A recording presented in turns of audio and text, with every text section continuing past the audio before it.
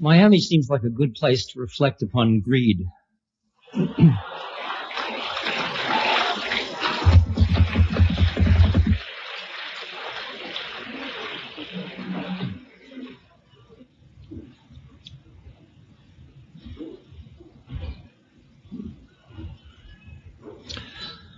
I was watching a baby feed, a very young infant feed. Now that's pure greed. Pure greed. It's just, there is no self-consciousness about it at all.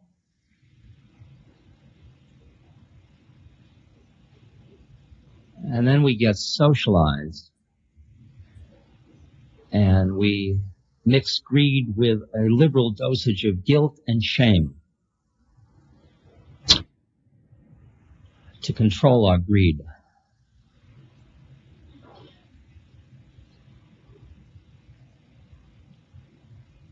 And then later we mix it with rationalizations, a rational structure to control our greed using our intellect.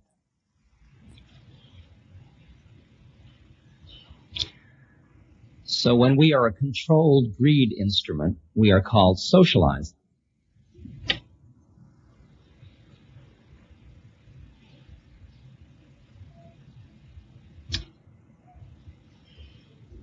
We still have the greed.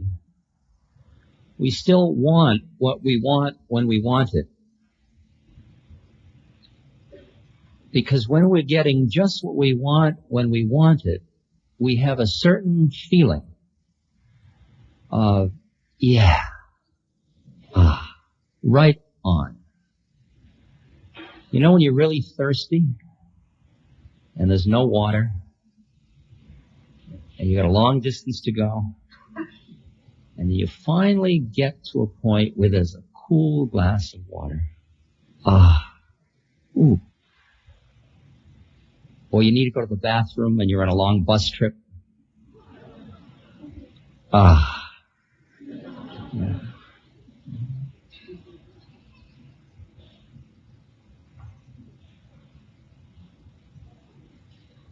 That moment of getting just what it is that you wanted.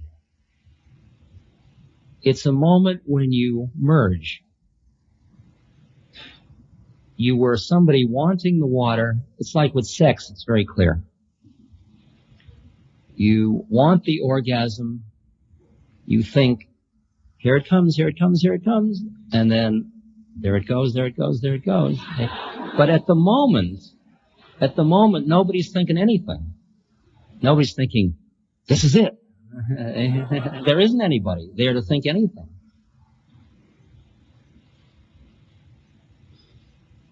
But that lasts about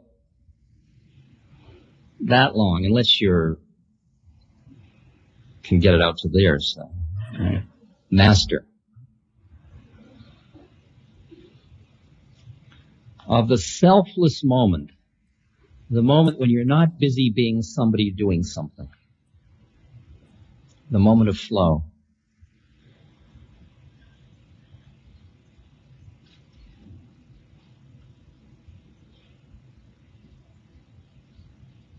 Now the culture's been changing, and we're throwing off a lot of our guilt and shame. So what happens then? Everybody tries to come back to basic greed, to get what they want when they want it. When you're hungry, you eat. But then you see people swelling bigger and bigger and bigger, just out of pure greed.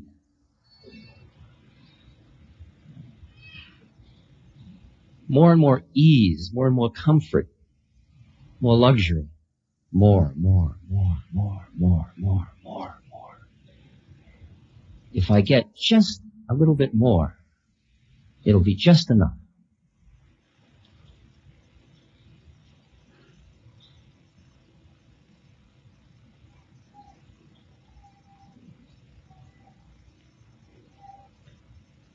And for those moments, it is. It is enough. The problem is that those are moments in time. And a moment later, they're gone.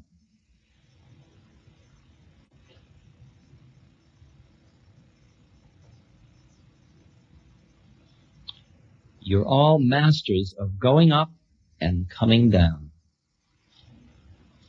You know how to get up there, and you also know how to get down. And most of you, no matter how hard you push, come down. You buy a new car, you get behind the driver's wheel, get that rush. Just the fantasy I had. Here it is, $4,000 later. I got it. You zoom down the road. The moment. A few days later, there's a squeak. New dance. The moment is past.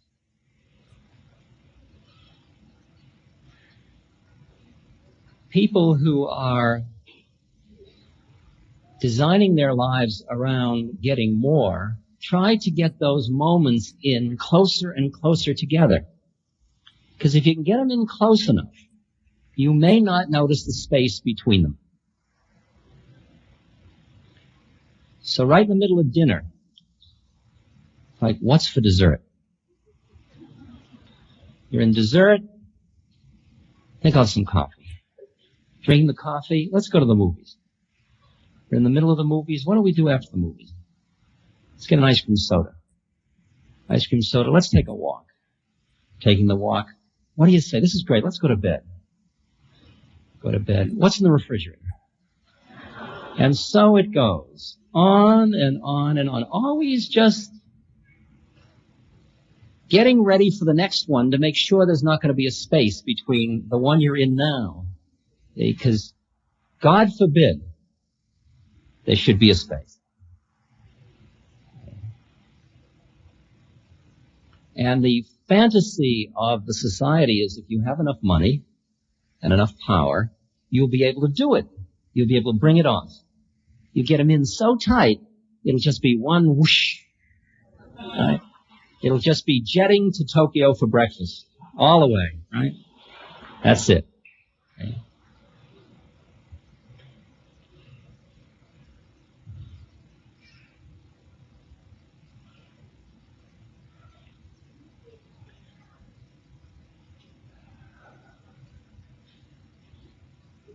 But television, as a obvious medium,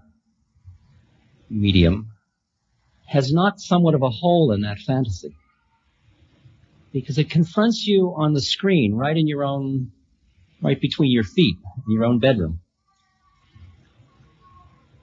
with faces of those people who made it. And if you look in close, the vibration often isn't one you want. It's as if I made it by everything society said I should do to make it. And where is the pot of gold? What's wrong? But why worry? The sun will be up tomorrow. It'll be warm and toasty. I'll just worry about how to earn a living, keep my kids alive, get a little sun, have a little leisure, smoke a little grass. It's okay. I'll fill. But there is a moment when you don't want to fill anymore. When the futility of your predicament of grabbing at things that are in time becomes too apparent.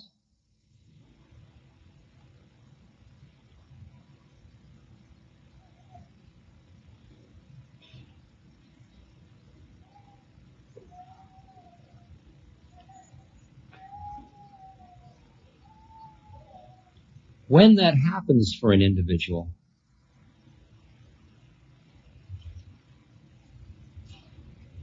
he experiences despair.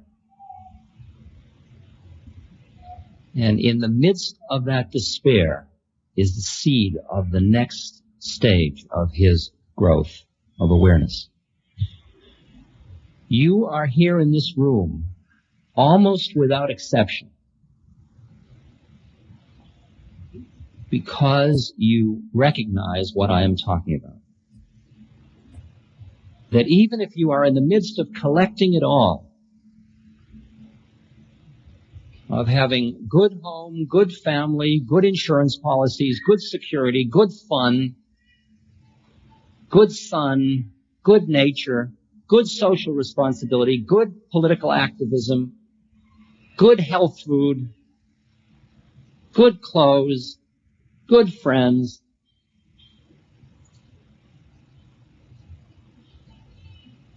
Back inside of you is saying,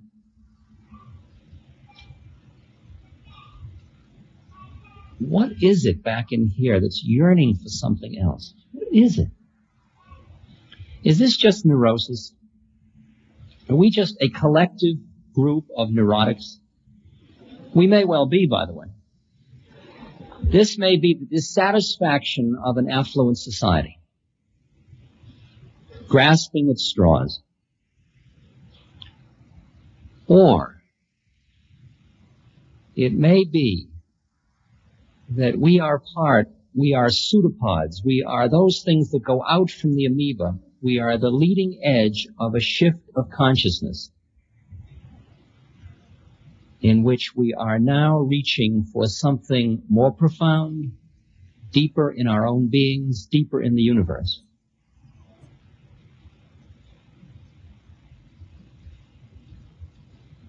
Obvious shifts. For example, in this group, many of you are shifting from identifying with that feeling towards the universe of my job is to master and control my environment, shifting to my work is to hear and flow with and be a part of my universe. Now that's an entirely different ego structure.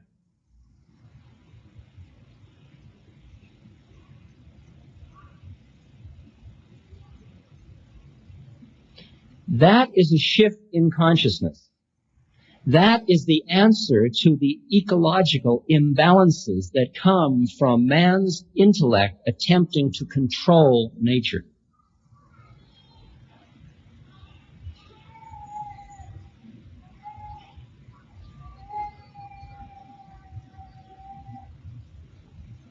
That's called in Chinese philosophy the Tao, the flow, the harmony, being in tune with.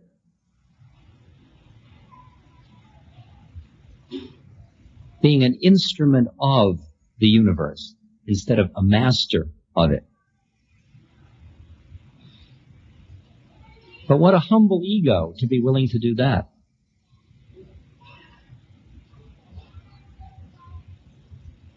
If that were Henry Kissinger, he would have to listen instead of just sending.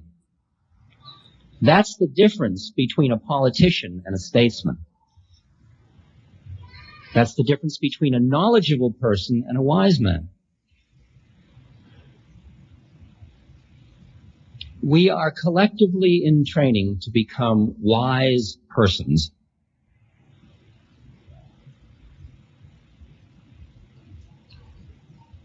A wisdom that is going to be reflected in our beings.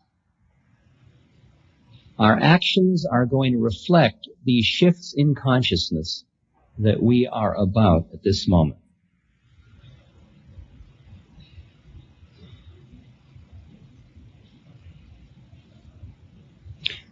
Now, actually, who you are has another level of significance that some of you will find difficult to hear, others will hear comfortably. And it concerns issues of reincarnation and karma, of who you are. See, at one level, you think you are somebody sitting in North Miami Beach High School. And you think you are a man or a woman or a boy or a girl, or some mixture.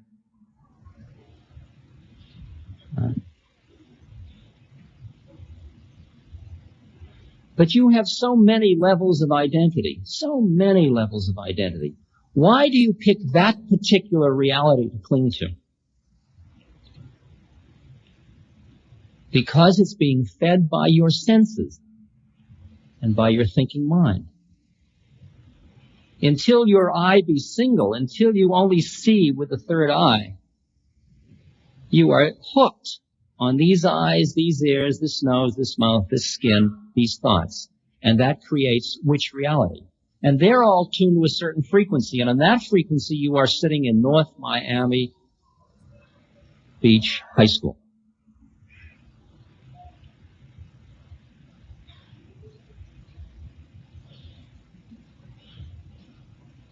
But who I see you to be is, for the most part, very different than who you think you are.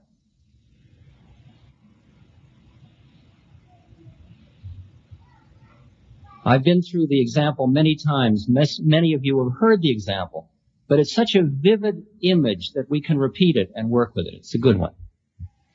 It's the one of the flipping of the switch by the eyes, your perceptual apparatus, your receiving set. See, if you tune into a channel, let's say channel 2 on your television set, your eyes. What you see when you look out at the world is the physical reality. You see man, woman, big, little, old, young, dark, light, bald, hairy, developed, undeveloped, mole, bent nose, this, that, whatever. Right? If you're preoccupied with that in yourself, that's what you see in everybody else.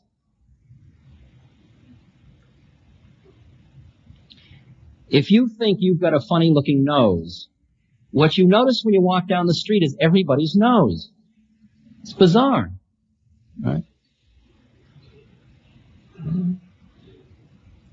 If you think you don't have the right clothes, all you notice are people's clothes.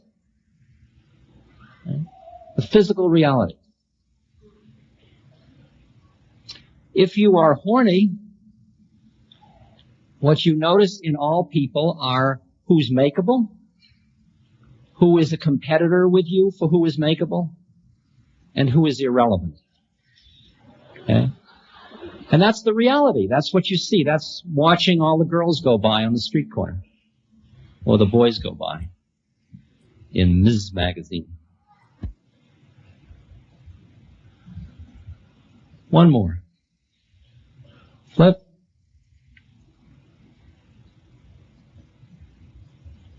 Now when you look at another person, what you see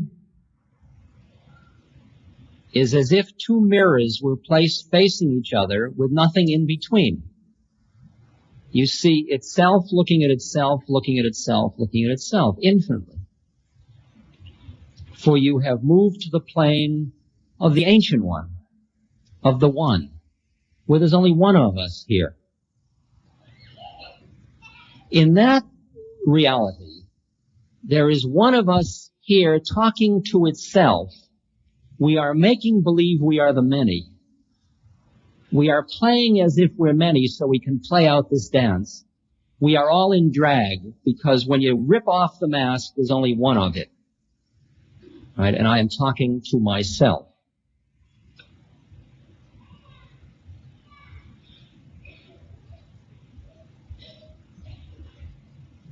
Now, the minute you left the psychological, the minute you left that second channel, went to the astral plane, you immediately left North Miami Beach High School. Right.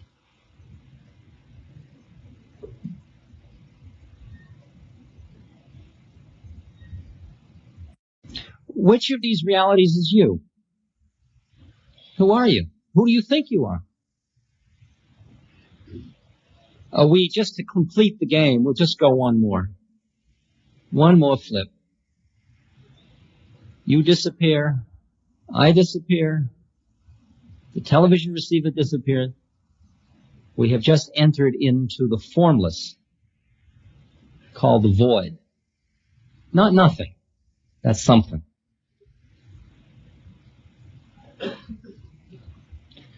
These are all relative realities.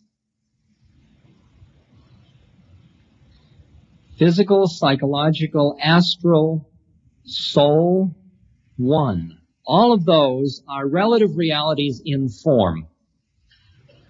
They are all relatively real. No one of them is absolutely real. If you try to stand in one of them, you're going to have to deny all the rest of them. And if you are standing in one of them and saying, who I am is my psychological self, and then suddenly you have a dream or a vision, or your consciousness alters, you say, I was out of my mind, or I had a hallucination. In the New York Times last year, there was an article in the Sunday Supplement, a study done on mysticism in America. And it said 2/5 of the population of the United States have had a transcendent mystical experience. That's an enormous number of people who have gone outside of their ego structure. A sampling of those 2/5, 85% said it was the most profound experience of my life and I never want to have another one.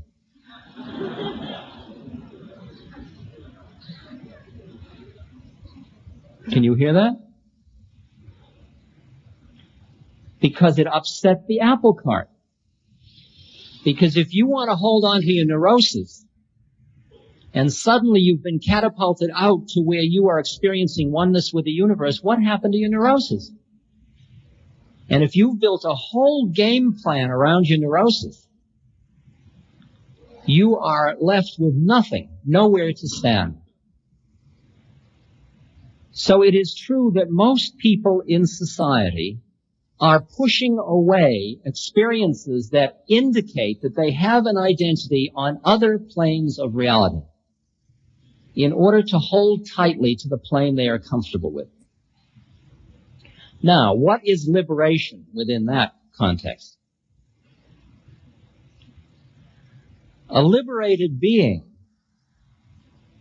is somebody who has moved out of the reality that they thought was absolute initially in their life into another reality and another reality and another reality.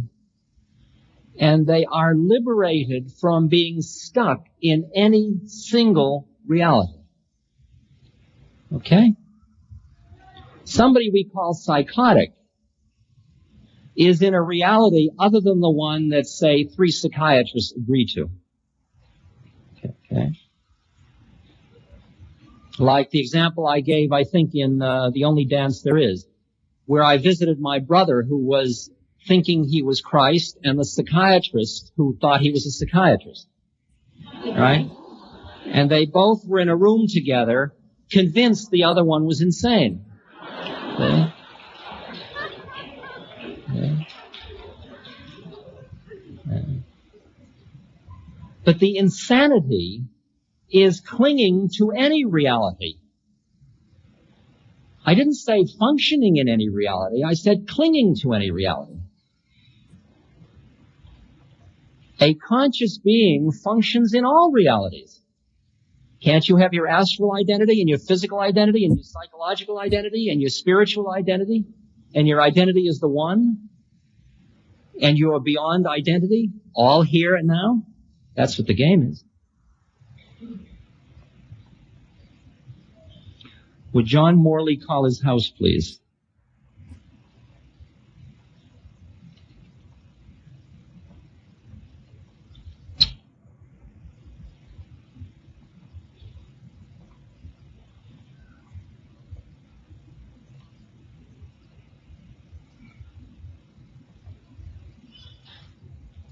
Who you are in an evolutionary sense is somebody who in this very lifetime has begun to awaken to your predicament of a limited reality.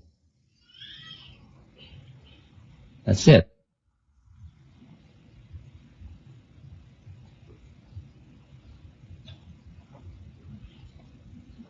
If you think of the image of a clock, 12 o'clock, perfect harmony in the universe, perfect flow. A metaphor you can work with about 12 o'clock, Garden of Eden. Everything is in relation to everything else. There is no separateness. Within that perfection, God has said man has choice. That's part of the perfection. Choice to do what? Choice to act in opposition to the will of God, in opposition to the flow, to the harmony. Okay?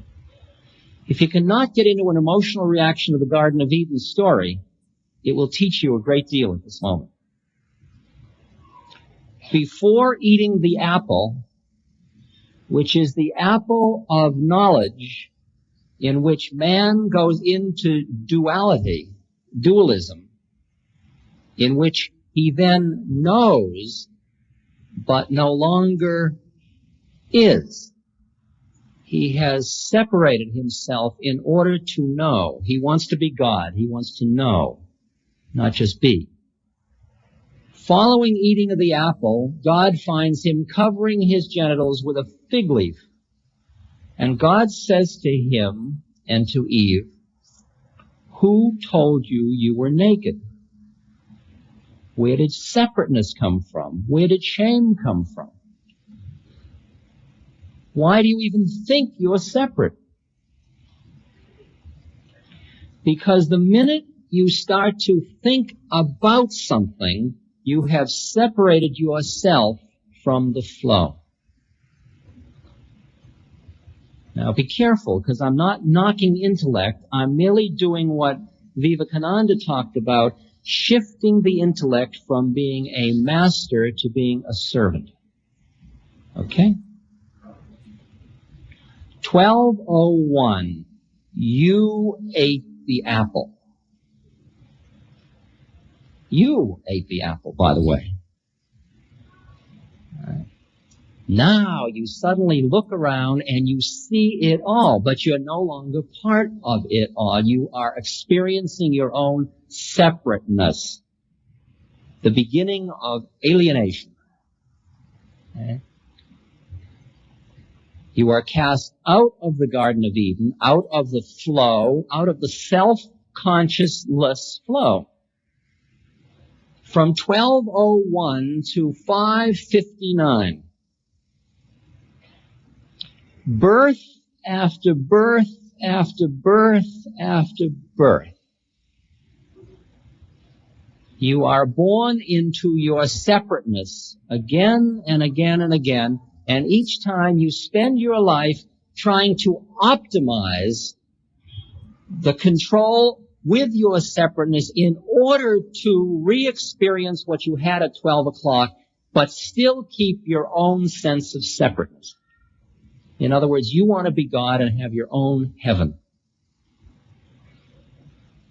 That's what somebody in Miami Beach wants. It's to be God and have his own heaven. The way he wants it.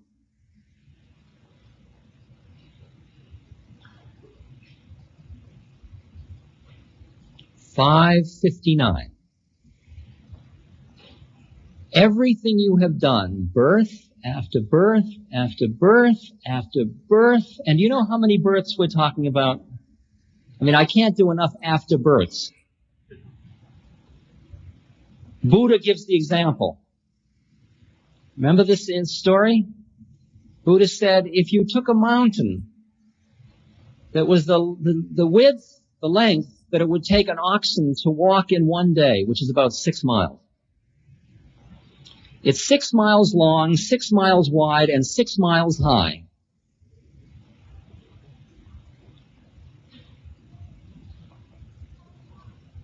And every 100 years, a bird flies by the mountain with a silk scarf in its beak. And it runs the scarf over the top of the mountain. In the length of time it would take for the silk scarf to wear down the mountain, that's how long. Birth, death, birth, death, birth, death. If you want to get a little sense of the time, just look at how many times you've blinked your eyes since you walked in here. Those are like lifetimes. It's just the time change, time shift. This whole thing you're involved in, this is the big one, right? You've said that for the last 10,000 of them, okay?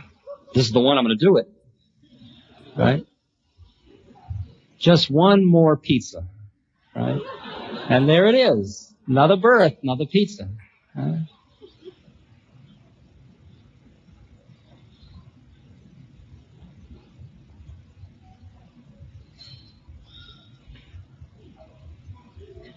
Start another dimension of this evening. For those of you that know these words of birds, sit straight and just breathe into your heart and keep rising on the energy in this room.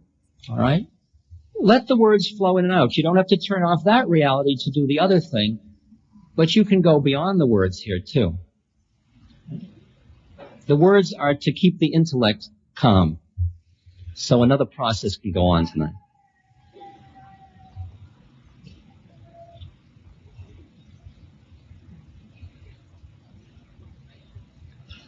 Six o'clock, despair.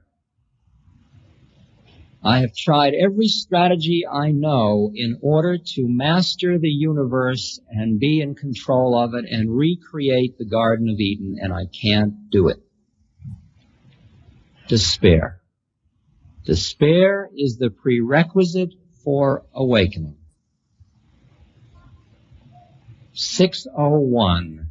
Right in the middle of a birth, you began to awaken.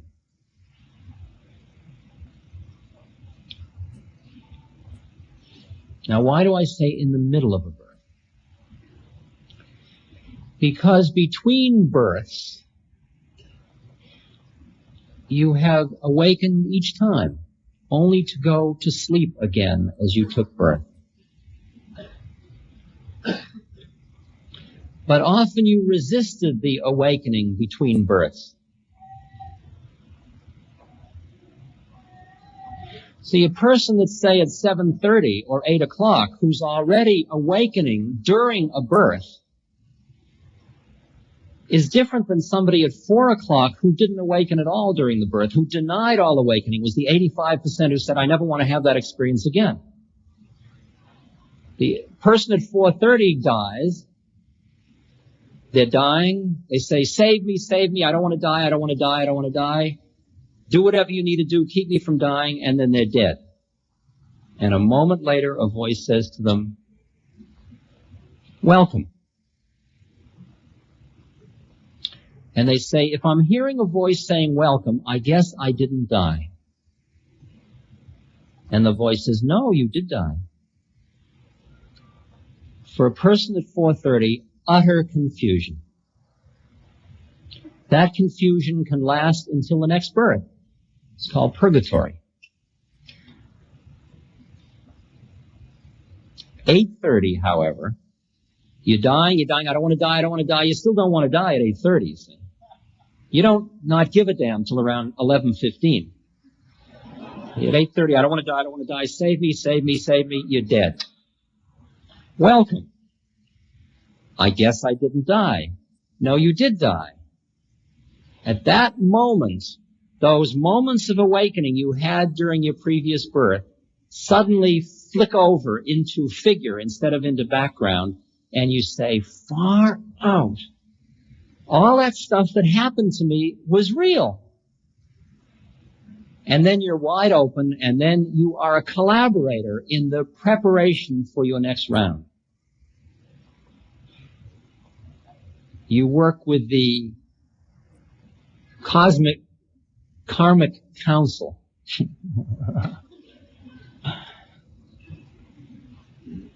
in the realm of the astral Meshuggahs in planning the next dance.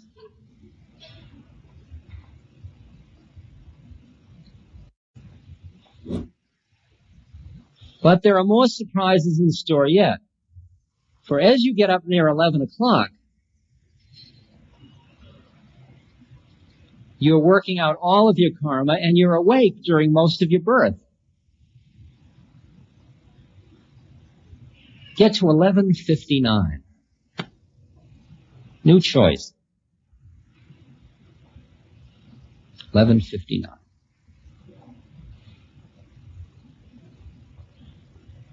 At that point, you can merge back into, give up the last vestige of separateness that's left, which is merely the thought of I. That's all that's left, the thought of I. Or you can push against the final merge and stay in form. And why would you stay in form? Not because of your personal desires any longer, because you don't have any. You stay in form because of what in Tibetan Buddhism is called the Bodhisattva vow. You stay in form because of the suffering of all sentient beings. That's what a guru is. It's a being who is staying in form in order to relieve the suffering of other beings. 11:59. Where are you? 3 o'clock, 5 o'clock? You're at least past 6 o'clock or you wouldn't be in this room. 7:30, 9, 10:30, 11:45? Are these moments on the clock births and deaths? Could you go through the entire clock in one birth? There is no fixed time, no time units.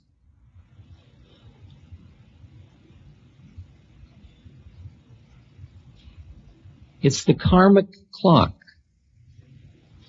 And the final realization at 11:59 is that the entire clock was an illusion. For at that moment, path and pilgrim and goal merge into one. And you see that the entire clock was within the illusion of time. When Buddha says you already are the Buddha, meaning you already are fully enlightened, you're merely busy thinking you're not. And the entire sadhana, the entire path, is the path of awakening you out of your illusion of separateness to acknowledge who you already are. Thus, nobody teaches you anything. They merely remind you. And that what you are seeking is not out there. It doesn't lie in me as opposed to lying in you. The only difference is that I'm not as attached to who I think I am as you are. The act of meditation is the act of transcending your models or molds of who you are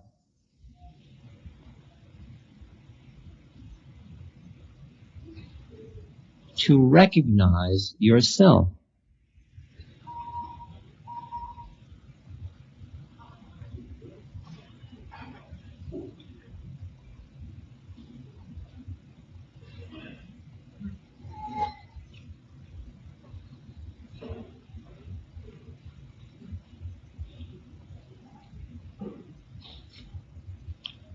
What is it you want this lifetime? What is it you want?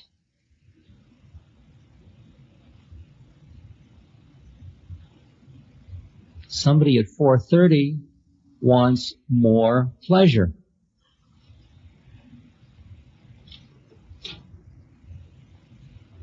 Somebody at 8:30 wants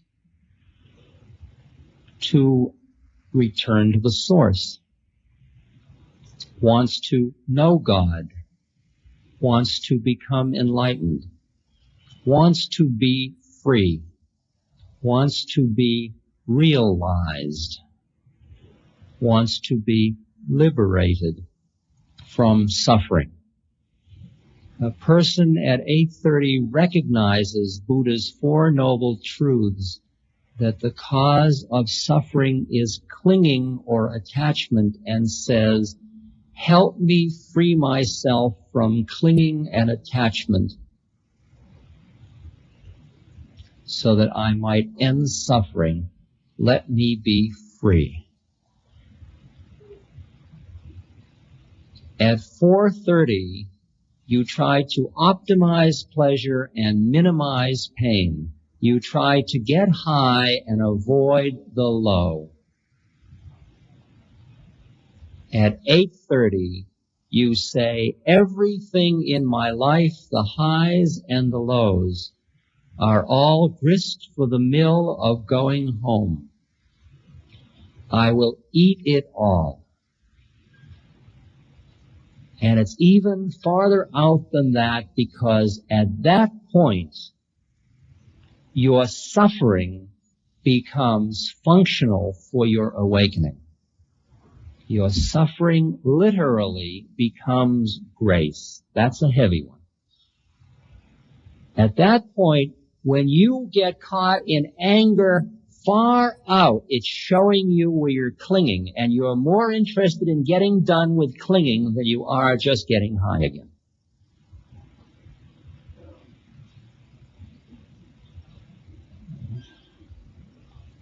Then you are ready to take life as it comes towards you without defining this but not that. I want a new Cadillac, but I don't want cancer. Okay. By 10 o'clock, you're ready to say, new Cadillac. Cancer. Life. Death. Pleasure. Decay.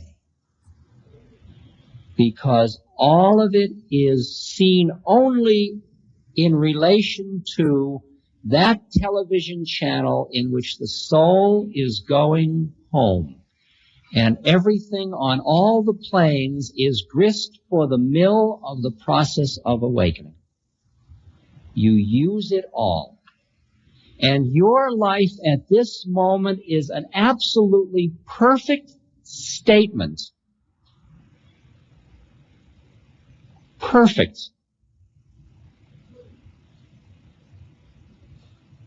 Most of you sit around saying, if only, whatever.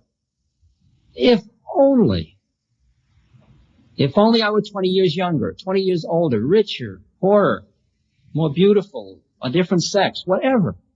If only. By around 9 o'clock, that's all over. You're looking at just how it is and saying, far out. Well, what am I going to do with this one?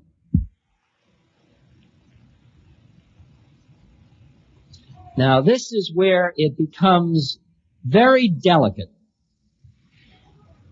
Because as you keep flipping these realities, is this too heavy, or can you hear me?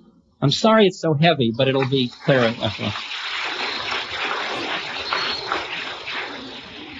I'll get lighter after a while. It's just, I don't know why. It's whatever the vibration is.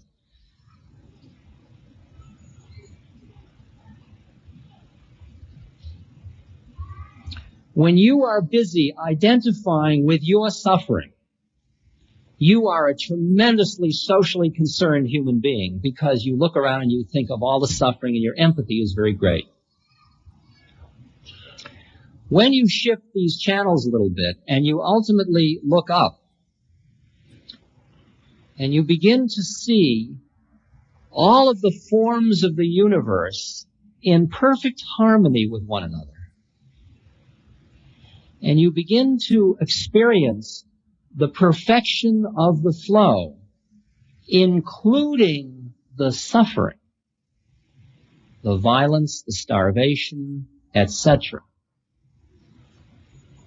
At that moment, you look at the universe and you say, from your great height, high in the Himalayas, you say, it is all perfect.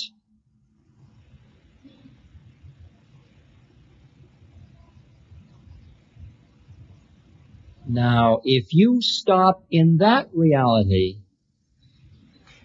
you can be very, very high in the Buddha mind, but you forgot the bleeding heart of the Christ.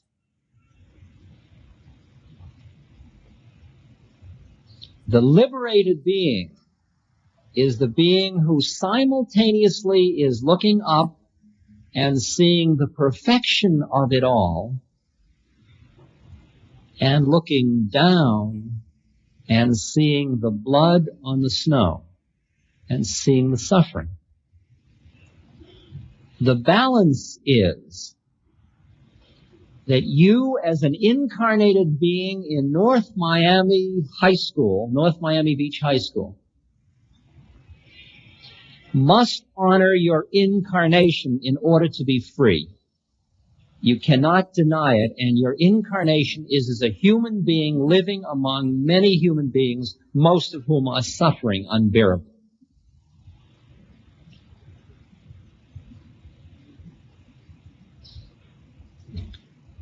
That balance, the balance of the Buddha mind, of seeing the emptiness of forms and the perfection, and at the same moment keeping your heart wide open to the suffering in the universe around you, and using your incarnation to alleviate suffering, that is the balance that is the statement of liberation.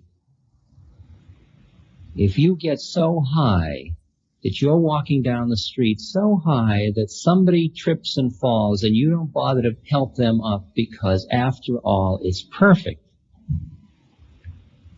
you forgot God in form. If you're so busy helping the person up on the street that you forget at that moment the perfection of the entire dance, including the fall and the helping, you forgot God in the formless state. It's a tough path to have the strength to keep it together in form and formless, to relieve suffering and to work with suffering. See, how you deal with suffering depends on the level of consciousness. Like the example that I've used before, if somebody comes to you and says, I am a yogi, I would like to do a fast and I am healthy, and I say, all right, fast for 9 days. And they come to me at 7 days and they say, I'm doing fine. I say, great, go right ahead, fast some more. If I then walk out on the street and somebody comes up to me and says, hey man, I haven't eaten in 7 days, you got a quarter. I don't say to him, you're doing fine, proceed. Right? There's the quarter. Because his level of consciousness, he's busy suffering. The other being is using the suffering to awaken. It's the same thing. They both didn't eat for 7 days. One person is busy being the person who didn't eat for 7 days. The other person is being the person who's going to God. No judgment. One person's at 4:30, one person's at 9 o'clock. You don't judge that a person that's 40 is better than a person that's 20. They're just 20 years older. The beings around you represent different ages of incarnation. Your parents, your children, your brothers and sisters, your friends, all different. All different. For a moment you might meet in the journey and then spread apart. No matter how hard you try to grab their hand, it can't happen because you are at different levels of the dance. You have different work to do. Held by him, for him to look down on me and to love me. And I pictured that happening, and it felt very good. And it was so funny this morning. The next minute, I pictured myself going home from here and trying to make that happen, and it not being able to happen with my father. And I hated him. It was instant hate. Recognizing your feeling of wanting to be understood and loved and held by him, and his ability to do that, are quite two different things. That your denial of that feeling of wanting that, that's what blocks you. Once you know you have that feeling, then you can begin to hear who he is and experience with some compassion his predicament of being unable to express his love or to be unable to be the kind of father that you might want. It's as if once you know that you're beautiful, acceptable, then when other people don't like you, it begins to you see it as their problem, not yours anymore. Until you have allowed your own beauty to be, you never see it as their problem. You always see it as yours. And all paranoia you take back in on yourself. So the first step of the game is what you've started with, which is acknowledging your desire for love. As long as you're straight with your feelings, then if people can't fulfill them, sure, you'll go through self-pity and anger, and you have to be honest with those too. But you'll begin to appreciate that they're just doing their karma. They're stuck in what they're stuck in. And you'll sit with your feelings and allow them to be who they have to be. And your life will be that of somebody who needs love and doesn't get it. And you'll go through self-pity, and then you'll say, well, that's the way it is. And here we are. No, but to make believe you don't want it because you're not getting it, there's where the trap is. Can you hear that? Yeah.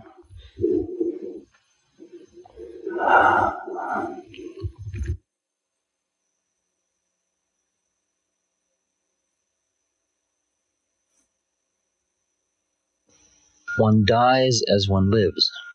Mahatma Gandhi walks into his garden for a press conference. He gets shot, and at the moment he's shot, all he says is Ram, just the name of God. He just has time. He says the name of Ram as he goes, because he's so already with God through his life's work that the moment of transition of body to not body is just another moment in which he's with God. So once that starts to fall into place and feel right to us, then really the essence of a dying retreat becomes the essence of a living retreat. And then the question is how you use the experiences, the moment-to-moment experiences of your life as a way to become optimally conscious, to be optimally in the spirit or with God. And so then you start to examine the various components of life in order to bring them into this same awareness that we're just talking about now.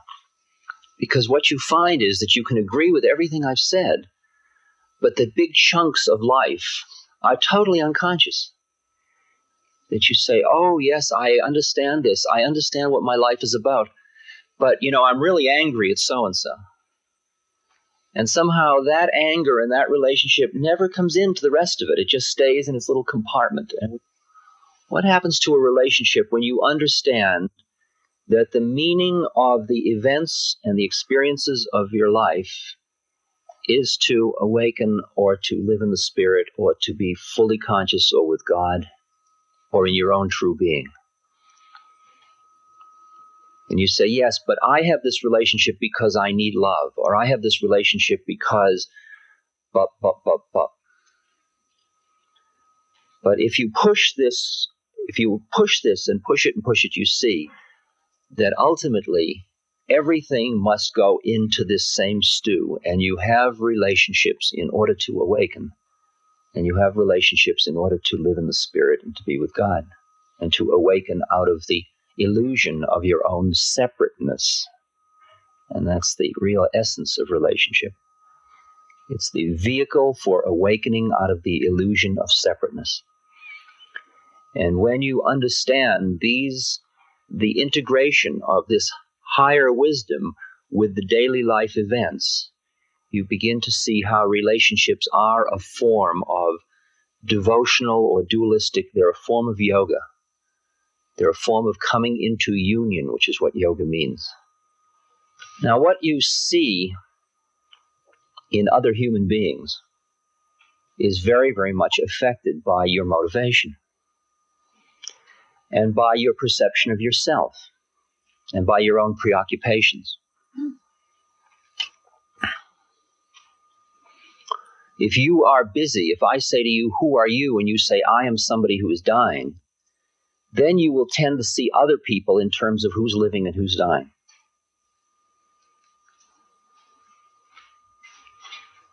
If you are somebody who doesn't like your body image, you are inclined to look at other people's body image. If you are somebody who is preoccupied with your own personality, with your own depression, for example, you're inclined to look at other people in terms of their happiness. Why can't I be happy like she is?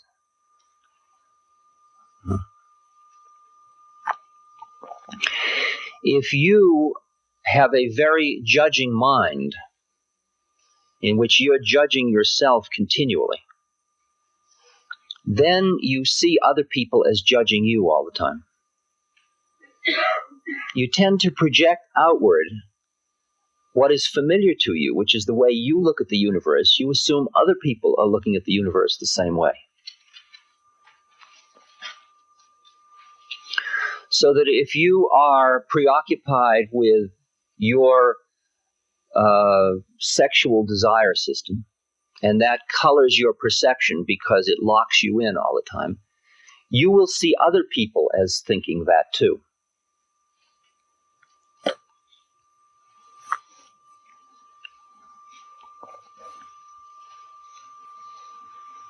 And by the same token, if you think that you are God and you see God in yourself, that's what you'll see in other people.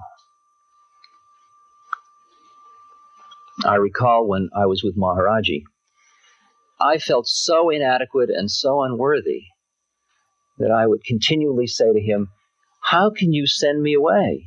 How can you send me back to the United States where people are going to want things of me and I can't fulfill them? I'm not a dharmic person. I'm a totally impure person.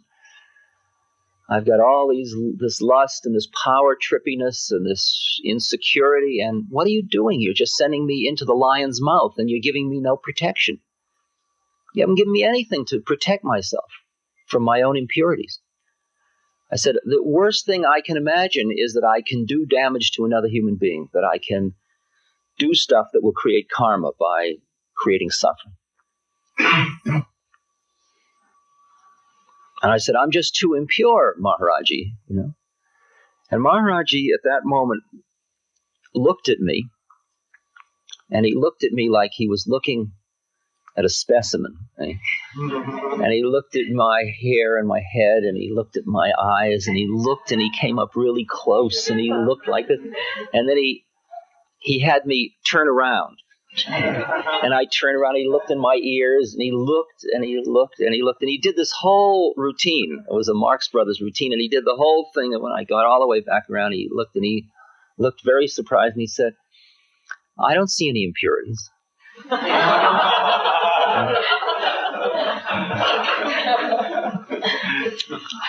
And of course, my first reaction was that silly old man.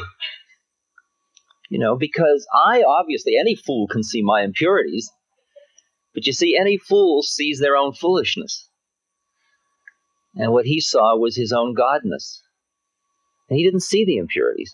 It was my preoccupation with my impurities which was feeding the whole situation, not his. He was saying, maybe there's another way to look at who you are. That seemed to be the essence of the message.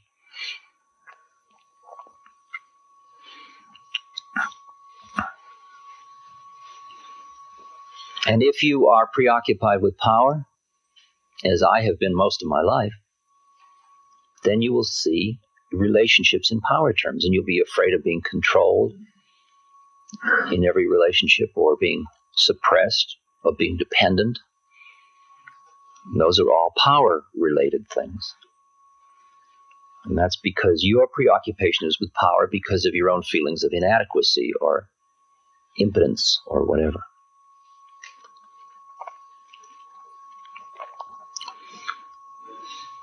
The way the mind works is often to develop concepts and then to live within the concepts rather than in the immediate experience.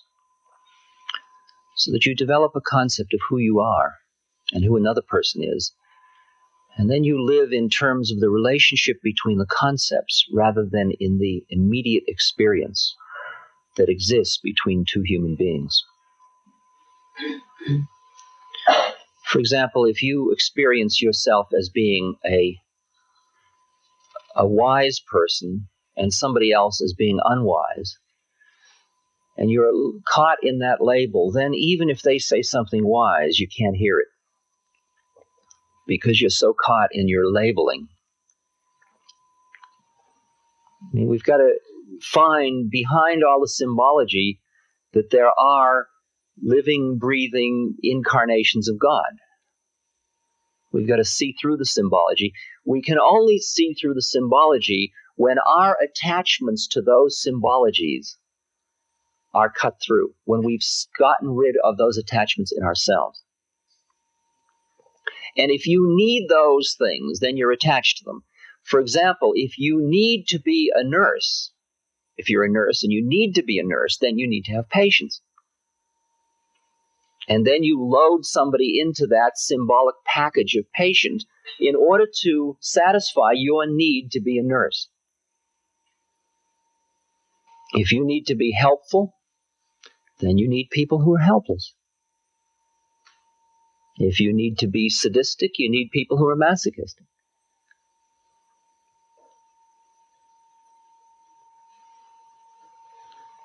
To the extent that you identify with any social role whatsoever, then you will seek out somebody to enter into a symbiotic relationship. You scratch my neurosis and I'll scratch yours. You let me be holy because you be profane. I am somebody who needs to love but be rejected. So you need to be somebody. I am somebody who needs to love but be rejected. So you've got to be somebody who needs to be loved and reject me. So that honing device, it's so incredible how subtle the whole game works. People say, I don't know, I always end up with the same kind of lover. And they're always surprised. Every bit of information about all of us is written so large on our foreheads. I am somebody who will screw you. Count on it. See? And then you say, oh, your eyes are so beautiful. I just want to be with you. You see, and you just seemingly ignore all this. And then when they screw you, you say, oh, God, I got screwed again.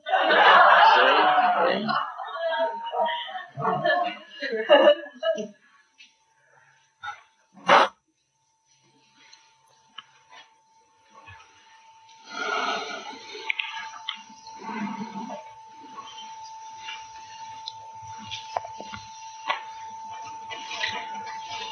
And when you look at the world in terms of this kind of symbiosis at the personality level, you see this incredible game going on.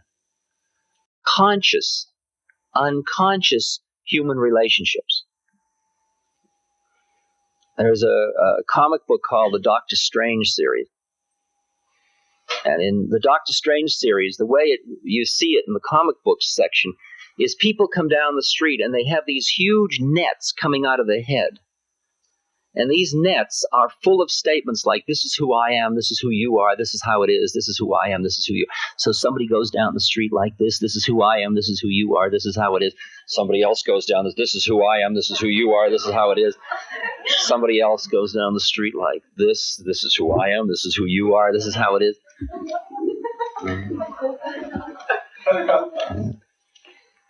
And the game was to net everybody all the time. See, and the nets would come and they would surround other people and everybody would climb into it. And it's extremely interesting to be around people who have so much symbolic value that they are used to netting everybody around them. And then they really need somebody who isn't netted by it. If everybody gets caught in your game, you lose. Do you hear that one? If you win, you lose. And that's the horror of it. That's the horror of the way the mind creates these models and then seduces everybody into them. Because you feel secure in the model, but it's secure in your prison room. And that's the horror when the door is open and you don't walk out because you're too secure in the prison room.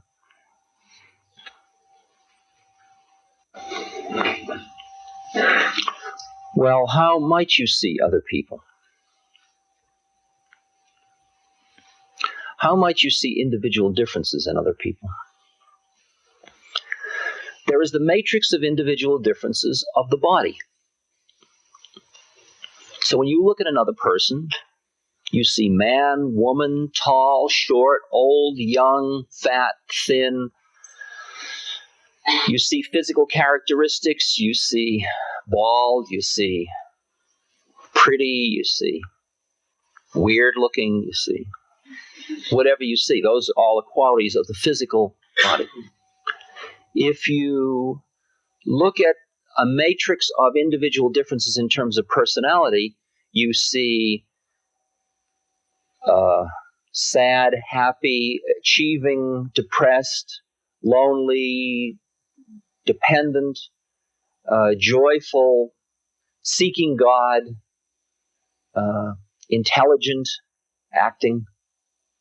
You see a whole set of another set of individual differences that are within the personality matrix of an individual. That's two matrices. Then there's a third matrix in which you look out and you see other individuals in terms of there's a Leo, or there's a Taurus, or there's a Sagittarius. That's another individual difference matrix based on your astral body. And those are all the ways in which you can say, I am different from you, is different from her, is different from him, and you can make that whole matrix of individual differences. Those are three matrices. And individual differences, when you live only in the realm of individual differences, then you get stuck again and again in the world of judgment. Better, worse. It's better to be young than old. It's better to be, fat than thin, or it's better to be thin than fat. And it's very weird when you move from culture to culture and it's all shifting. But if you see other beings, when you look into someone else's eyes and you see that there is just another being looking back at you, another entity, another soul, another patterning, another thing, another ray of God, or you can call it whatever you will, another bit of awareness. And that bit of awareness has around it all of this stuff, which is the packaging or the karmic manifestation or its predicament. And all these individual differences are like packagings around it, just like, and you don't confuse the contents with the container, or the containers, as this case may be. But if you confuse yourself with your containers, you're going to confuse other people with their container.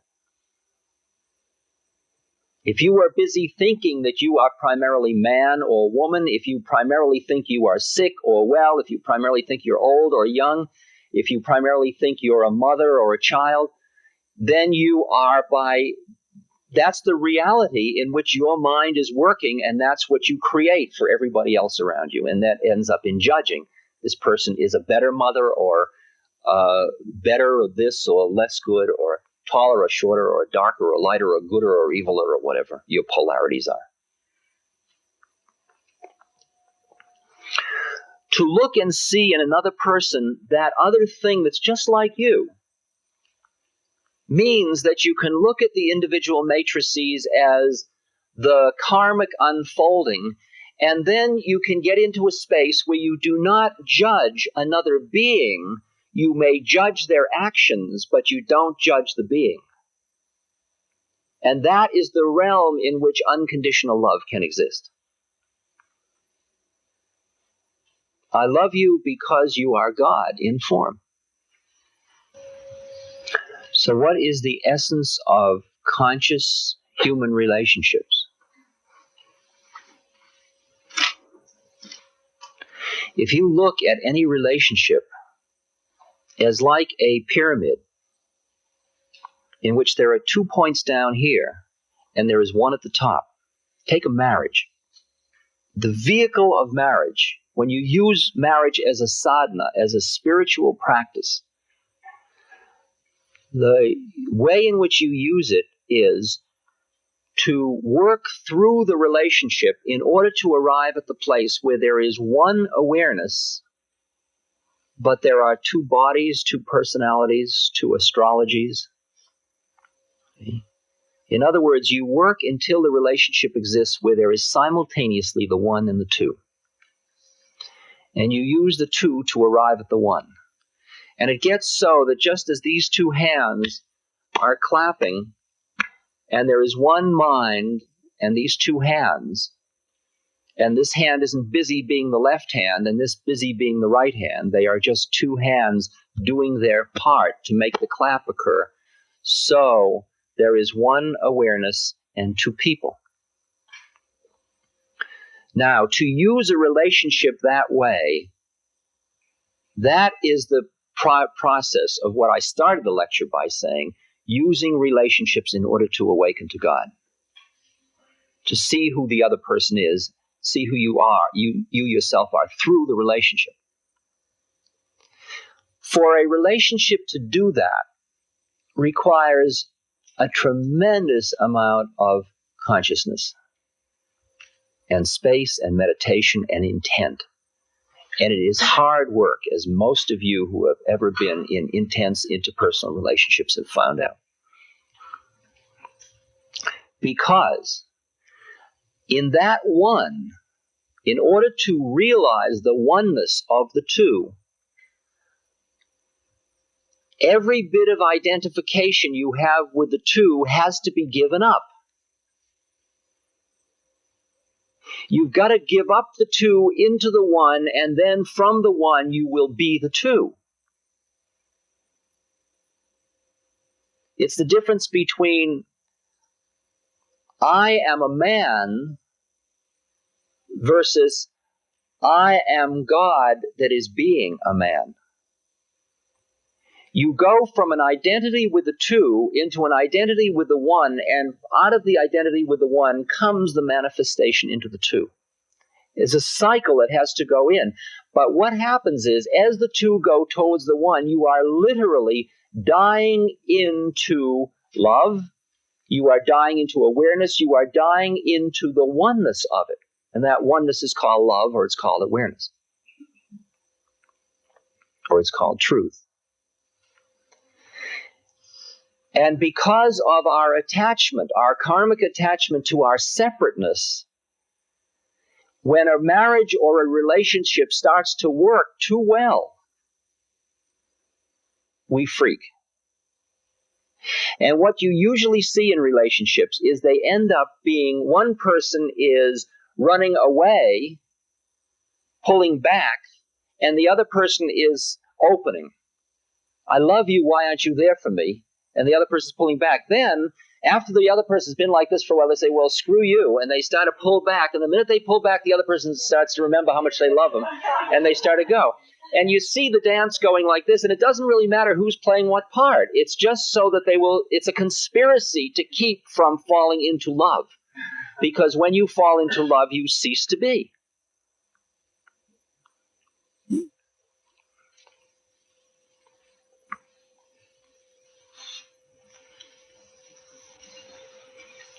And so a conscious relationship has to edge in very slowly and very consciously.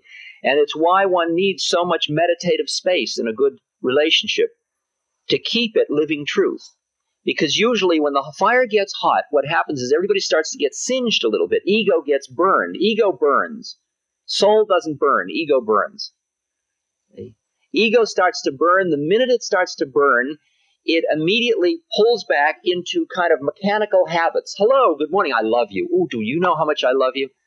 It's all can be done. All the rituals can be done, but there's no juice in it anymore. The living truth went out of it because everybody got scared. And I'd say most of the couples that ever come to see me that are having a hard time, they have the potential of incredible living truth, but they got frightened and they pulled back. And then they both felt hurt and frustrated.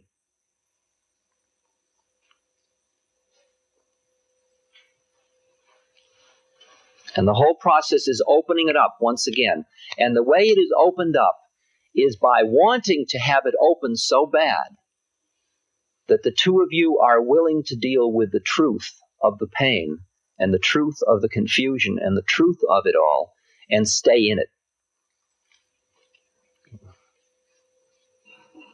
And be able to sit with another person and say what you feel and what you think, and not say, I won't tell her this because it would hurt her.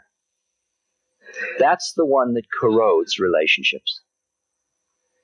The result is I will keep it to myself, and the minute you have something in yourself you will not share with me, I become him. I am no longer us. If you and I agree we will be us together, we're going towards the one, we are us. But then I start to have, say, sexual desires for someone else. And I don't want to tell you that because it might hurt you. It would hurt you and you get furious. So I say, well, I won't tell you that. The minute I do that, I have set up a part of my mind which is now closed off to you. And every time I am in that part of that mind, you must become an object. You are no longer us. You must be her or him.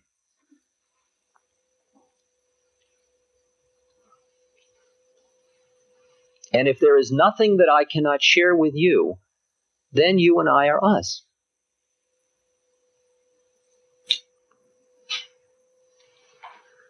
Like somebody's taking care of you. And you really are a little angry at the way they're doing it, or you wish they would stop, or you wish they'd do something, or you'd like to ask them to do it, but you don't want to tell them because you fear you'd be an imposition. So the result is you say, oh, well, I won't tell them that. I'll just keep it inside myself. And the other person, if they are sensitive, just feels like when I sit with another human being, I can watch, I can look into their eyes, and I can see. I'll tell you what I see. I see that when their mind is in a place where everything is wide open, there is a liquid, luminous doorway in their eyes, and I can look in and in and in, and I can see Maharaji. And the minute the thoughts come into their mind, which they can't tell me because they're about me or about them or something, that is that place that locks in where I become object, I see an opaqueness. And it's just as if a door closed and a big sign says, keep out. And I get this cold feeling, and the result is I get paranoid. I mean, that's what people do. They get paranoid. You feel unloved. People don't understand how sensitive relationships are and how much living spirit demands living truth and how volatile living truth is. And what price you are paying for keeping it nice. The niceness between somebody who is being a patient and somebody who's being a nurse, the niceness between a husband and a wife, the niceness between a parent and a child. And I'll tell you, we cannot afford so much niceness because we are dying in it. And most of you, if you are like me, starve to death in that environment because you're so hungry for a living truth in human relationships.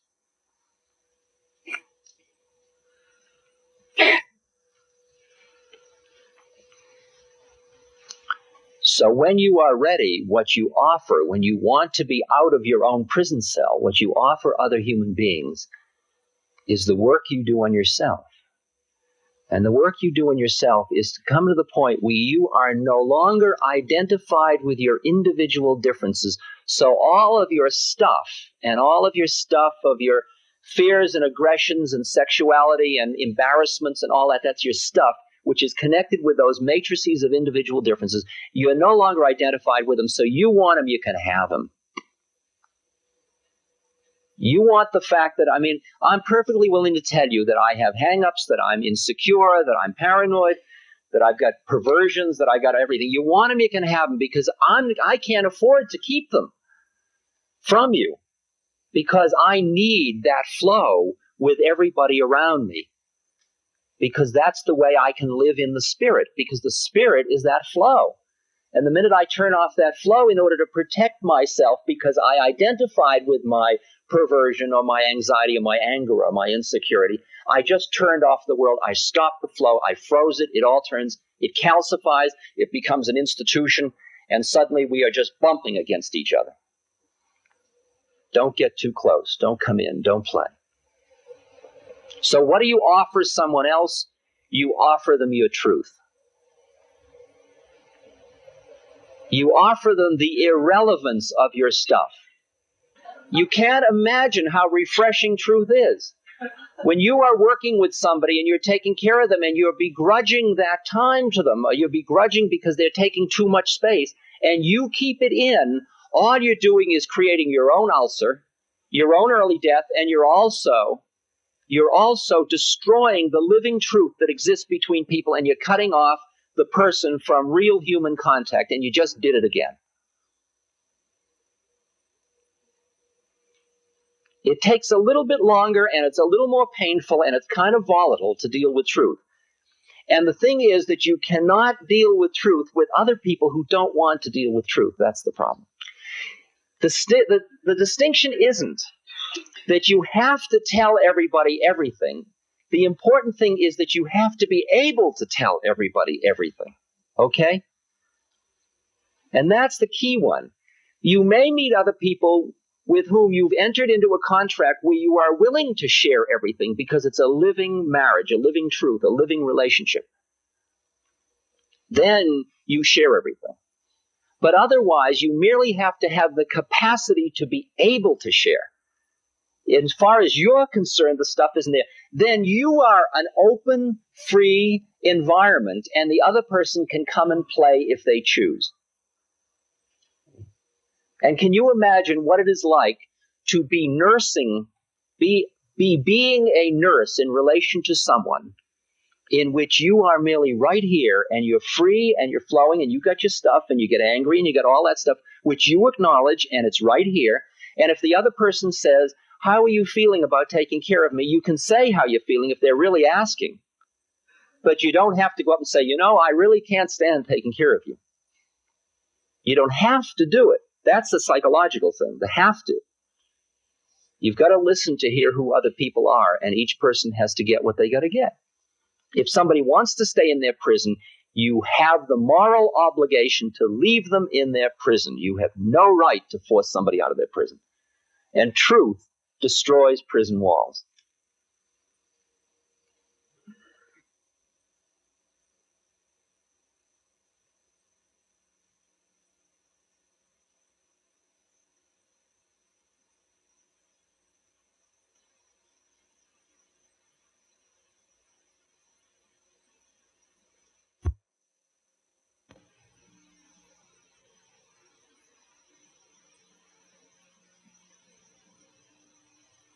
I'd like to go through aspects of this retreat and reflect about how they fit into a daily life practice, or what even we mean by daily life practice.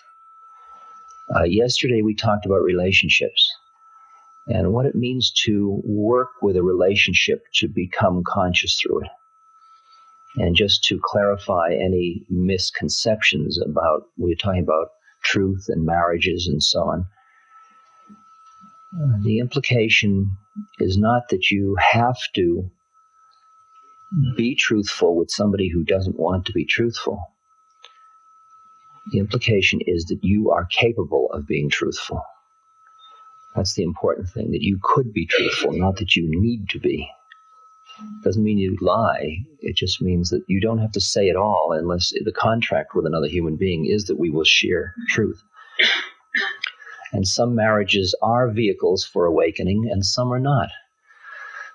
Some are marriages that are going fine. They were based originally on passion or on psychological compatibility or an economic facility or cultural expectation. There are a number of reasons why people get married. And those motives come and go.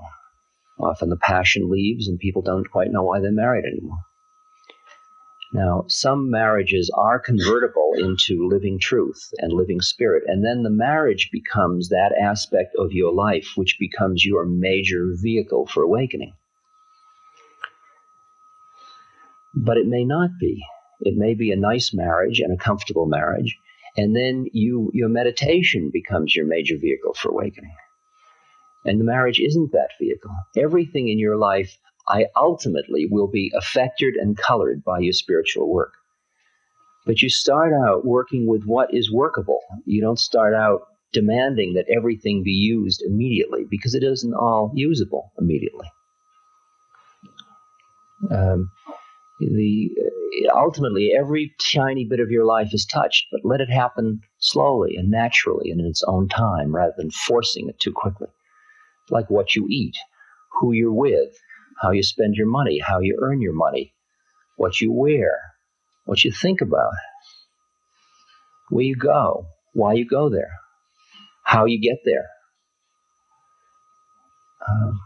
All of these are aspects that can awaken or not. You may have a job that is that gives you livelihood, but it's a job among very unconscious beings, relatively unconscious beings, good beings, but relatively unconscious, in which you don't experience some support for that awakening. And you're ready when you come into a satsang, into a community of more conscious beings, you're ready to say, well, I'm going to split my job because it's not conscious enough.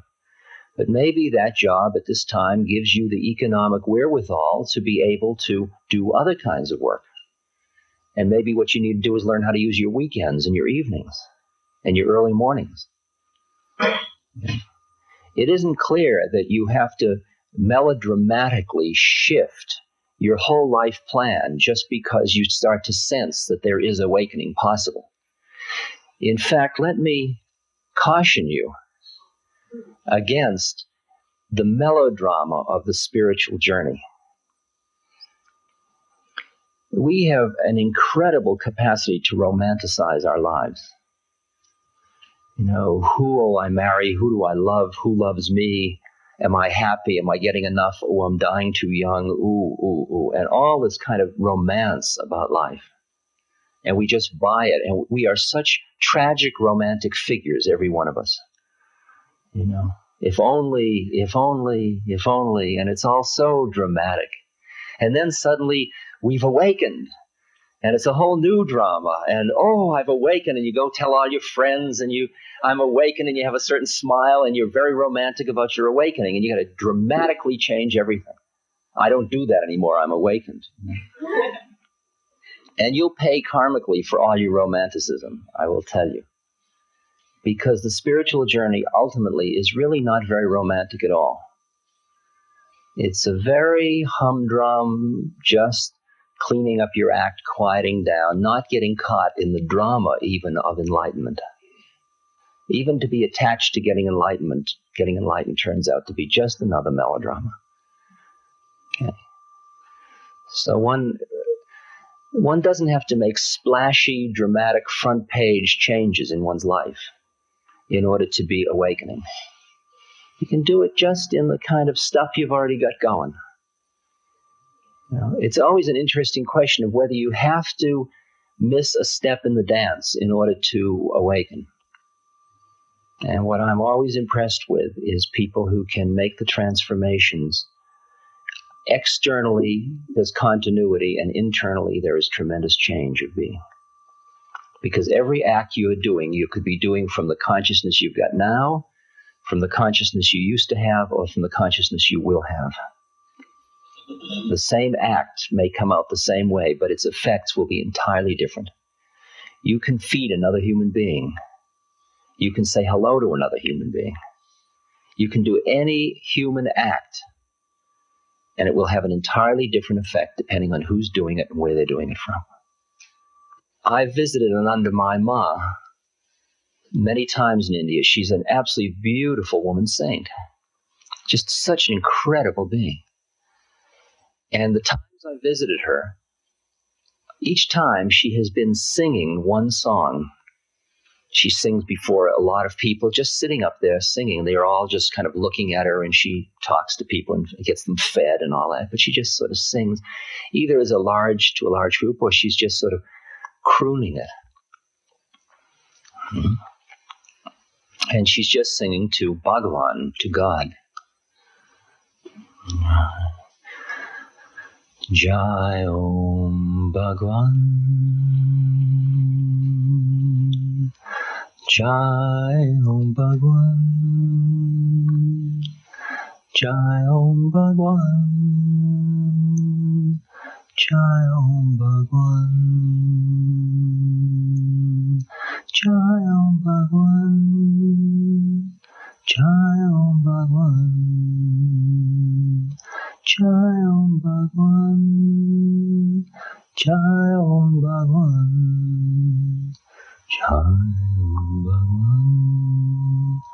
Jai Om Bhagavan, Jai Om Bhagavan, Jai Om Bhagavan. It's just such a sweet love song to God. And it's as if she's just whispering to a lover. And I have in my Dodge van a cruise control. The cruise control allows you to set a certain speed, and then the car just runs. So all you have to do is hold the steering wheel. And when I'm crossing the country, sometimes I'm sitting cross-legged in the driver's seat, and I'm just staring across the country. And I'm just day after day singing, Jai Om Bhagavan, Jai Om Bhagavan, Jai Om Bhagavan, Jai Om Bhagavan. And very slowly, those words, which are just words, and it's just a little tune, but the levels and the play and the feelings, until pretty soon you look at the gas station attendant as you stop every so many hours for gas, and you're inside, you Jai Om Bhagavan, and there's Bhagavan. Okay? And you're just taking the whole country. And it's the first time when I started to do those things with this cruise control. It was the first time I ran out of country before I got bored. You know, I got to the ocean too soon. I thought, oh, damn it, I'm here. You know, I just wanted more of it. Now, that's just a simple thing of driving to work. Now, is it driving to work, or is it doing your sadhana in which during your sadhana you happen to be moving from one space to another? I'm trying to give you a sense of the flow of spiritual work, that it doesn't have to be, I do spiritual work. It just sort of creeps into your life like fog creeping in on, you know, these silent fingers of stuff just creeping into the way in which you live your life. The kinds of things you want to read. It's like going from reading things that give you a rush or fascinate you or collect stuff to things that keep quieting your mind or simplifying your mind or tuning your mind. I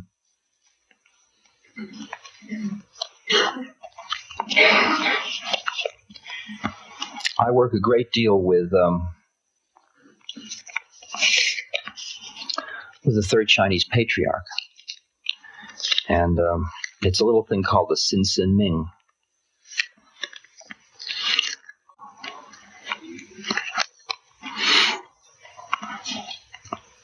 Which means the Heart-Mind Sutra. And I just carry this little book with me all the time. And it's about 8 pages long. It's everything that he wrote.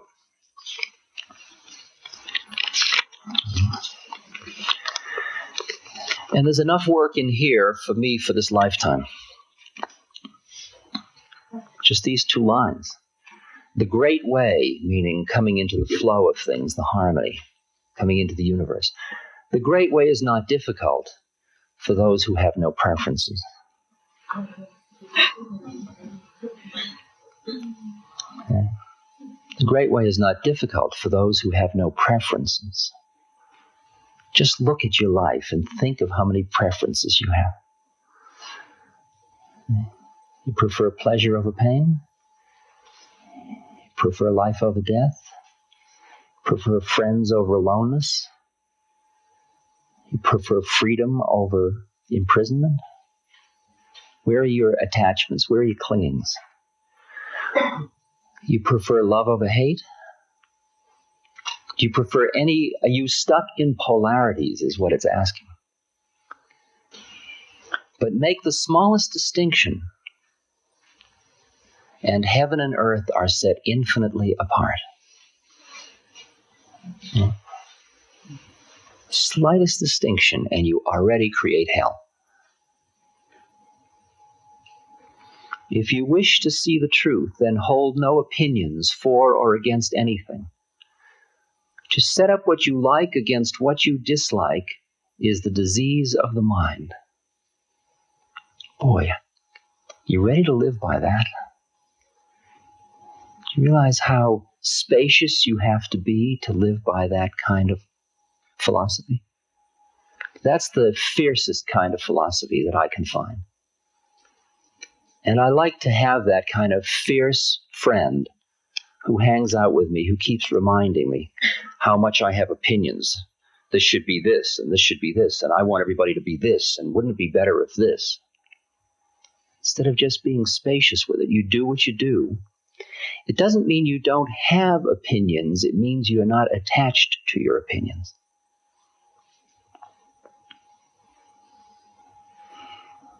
It doesn't mean you don't have preferences. It means you're not attached to your preferences. You can prefer blue or green and decide, and when you go in, when there's a choice, you pick blue over green. But if you end up with green, so. Remember the so story? So story of the monk who lived in a monastery, and the local girl down in the village got pregnant by the fisherman. She didn't want to lay it on the fisherman, so she said it was the monk up in the monastery. So when the baby was born, the townspeople all took the baby up to the monastery, and they knocked on the gate, and the monk opened the door, and they said to the monk, "This is your baby, and you've got to raise the baby."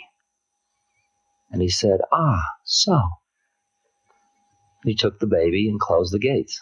I mean, here's a guy's whole life just changed at that second. And his first reaction is, so. And 9 years later, the girl was dying, and she didn't want to die without admitting what had happened. And she said to the people, "Look, it really wasn't the monk, it was the fisherman." And they were horrified, and they went up to the monastery, and they knocked on the door.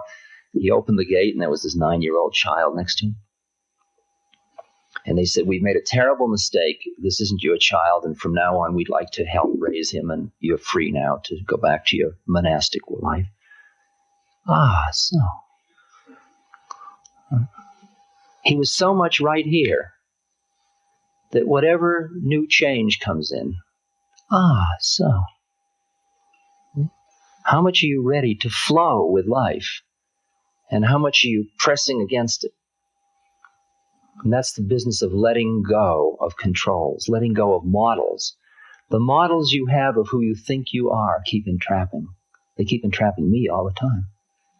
And they keep turning me off from the living space, the living truth that I can live in every second. And the beauty of having these books, what happens is, this is part of what's called satsang or sangha. Satsang is the Sanskrit and sangha is the Buddhist term. This is being around the community of people who realize that there is an awakening. And you finally sort of want to hang out more and more with those beings. But maybe your job doesn't have those beings in it. And maybe your family doesn't have those beings in it. It's nice to have, get into a little ritual or regimen so that every morning, for example, you get up and before the game gets going in life, so it gets so locked in, you start with some quieting down. You start with some meditation. You start with a reading, just one little reading. And I just have usually a puja space, a little space where I have some holy pictures. I have Anandamayi Ma, and I have Christ, and I have Buddha, and I have Maharaji, and just a few old buddies and friends I hang out with. And I just have them there, and I light a candle, and I light a little incense in the morning, and I sit down there. And then next to me, I have just a few books, the Ramayana, and I have Lao Tzu, and the Third Patriarch, and this and that, maybe 5 or 6 books. And I'll sit quietly for a little while, and I'll look at the pictures and say good morning to all these beings. Just kind of open my heart to that space, kind of feel their lives. And then I might just pick up one of these books and read maybe just a few lines. Sit down, sort of think about it for a little while, and then maybe meditate for 15 or 20 minutes. And as simple as that, and I'm just ready to face a day. And that begins me on the right track. And then during the day, I may use a dozen or 100 different techniques. If I'm driving, I may be singing Jai Om Bhagwan. I may be working with my beads and doing Shri Ram, Jai Jai Ram, Shri Ram, Jai Jai Ram. I mean, you sit in the subway, Shri Ram, Jai Ram, Shri Ram, Jai. And pretty soon, all of the forms you're seeing and all the discomforts of your body and all of it is as if it's coming out of the mantra. And the mantra becomes the figure and the life experiences become the background, as opposed to the life experiences being the figure and the spiritual practices becoming the background. Just a simple transformation. And there is a way of shifting consciousness so that you look around and you see that what we are is a collection of souls in all these individual difference packages. And you can look further than that and see that we are all one in the form of many. Now, if you have seen that plane of reality, how does it affect this plane? See? When you come into this plane, you have the traces of that plane. And how do you live in this plane with the recognition that that plane is true? See, during the acid days, a lot of people would go up and they'd come down, and they couldn't figure out why they kept coming down. The reason they came down is because the life they lived on this plane was a denial of what they knew from these other planes. They, in effect, turned off the other planes. And now I'm talking about social action. I'm talking about the places you get to where you start to become able to live your life in a way that is harmonious with what you know on all these other planes. You literally die into service. You die into the plane of reality where you see that a starving person or a dying person or a hungry person or a frightened person is you. It's not her or him or them. You die in your separateness. The whole trip of what's good for me, what do I want, what do I need, what do I want, just becomes less interesting. And the minute that becomes surrendered, just given up. It falls away. It falls away from this deeper wisdom. And then you merely become an instrument of the flow of the universe. You become part of the Tao, part of the way of things. And the serving and that which is served is all part of it. It's all part of it. At that moment, there's no coming down or going up anymore. It just all is. That's when you become not my but thy will. That's when you become an instrument of Christ consciousness. You just become the flow.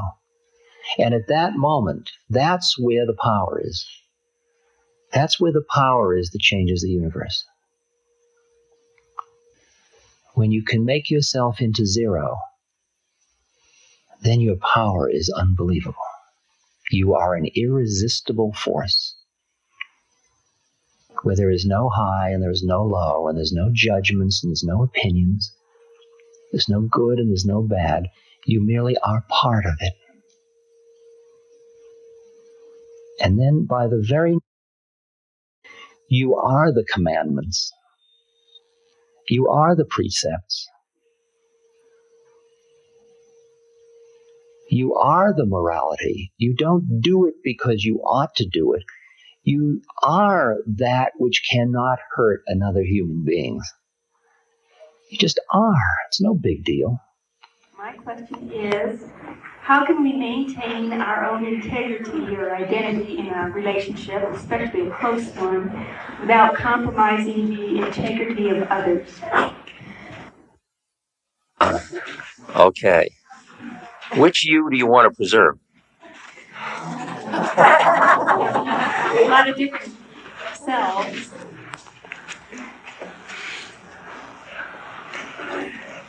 Okay, let me play with it a little bit.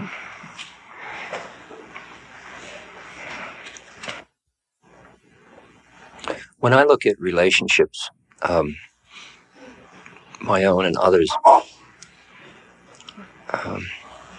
I see a wide range of reasons for people to be together and ways in which they are together. And I see ways in which relationship, which means something that exists between two or more people, for the most part, reinforces people's separateness as individual entities. And it doesn't just honor it, it treats it as the reality of it. When I perform, or I used to perform, I don't anymore, but I used to perform weddings. I was I had a license for a while. It was revoked by the temple here, Hanuman Temple Farm.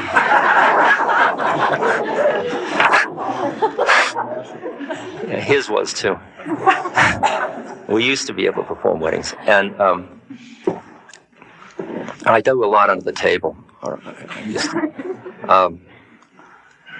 But the image I always have when I'm performing a wedding is the image of a triangle in which there is the two partners, and then there is this third force, this third being that emerges out of the interaction of these two.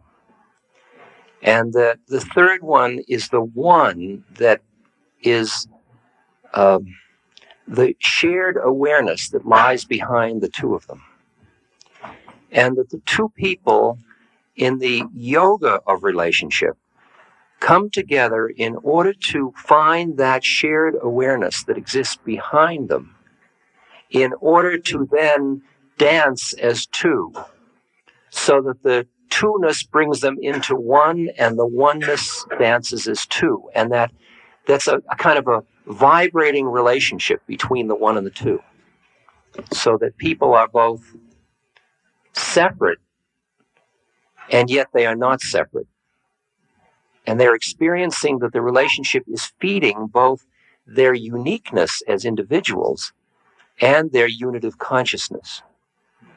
Now, that's extremely delicate, because it's so easy to get entrenched in your own, I need this, I want this, you're not fulfilling this for me, and seeing the other as object.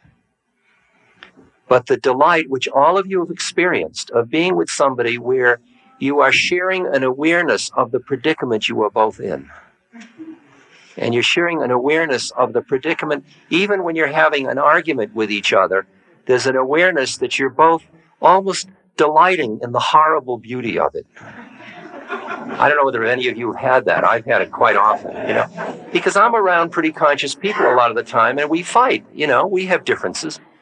But we're hating it and enjoying it both, because there's these levels that we're playing at all the time. And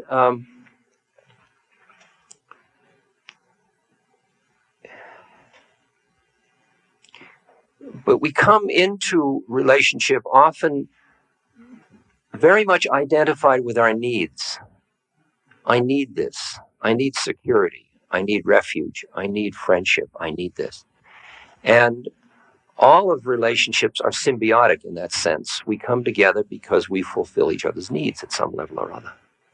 The problem is that when you identify with those needs, you always stay at the level where the other person is her or him that is satisfying that need.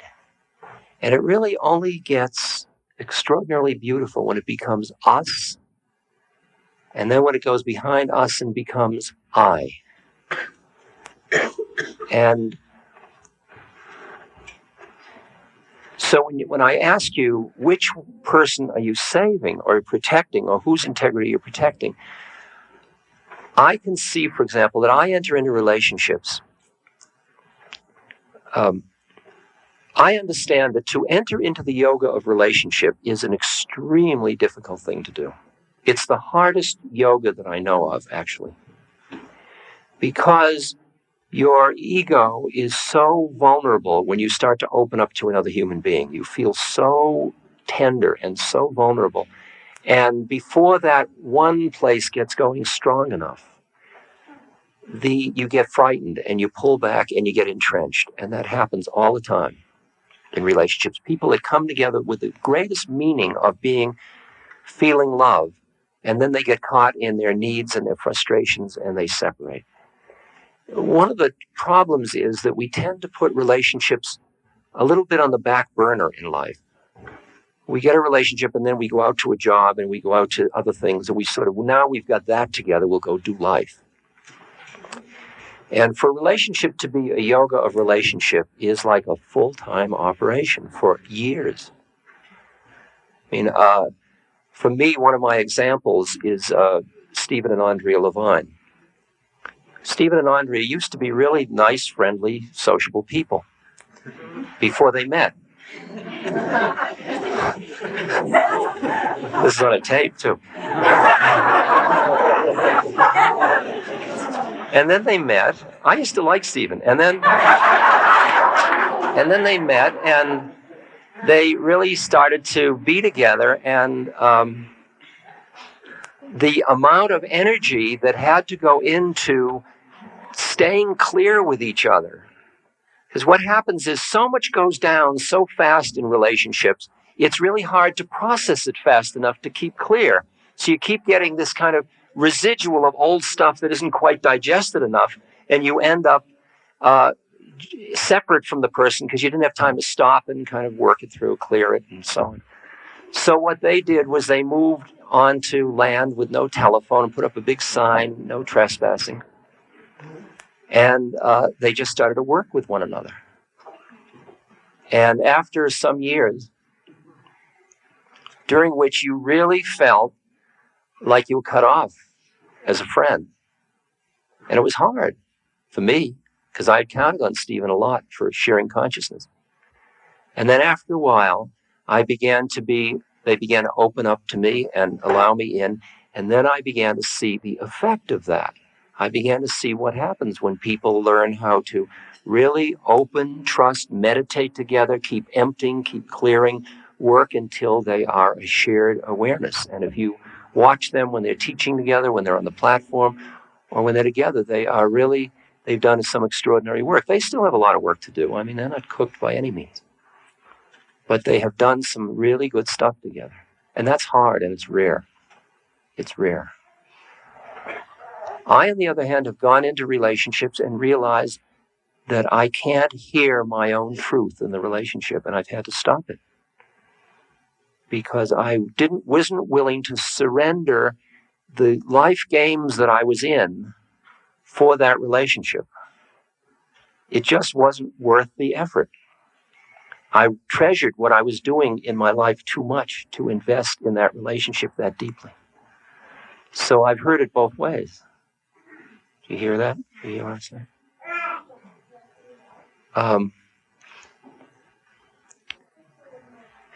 It's not fair to say that any relationship that isn't involved in the yoga of relationship is not useful and fulfilling to people. Because a lot of people come together because it's just really comfortable living with another person, and there's a wonderful kind of sweet intimacy, and it's fun to cook with each other and fun to sleep together, and it's fun to just live life together without trying to get too deep in as a spiritual practice. And many of those people have other spiritual practices. They go off and meditate, and one does something else, or Tai Chi or something else. And that seems fine to me.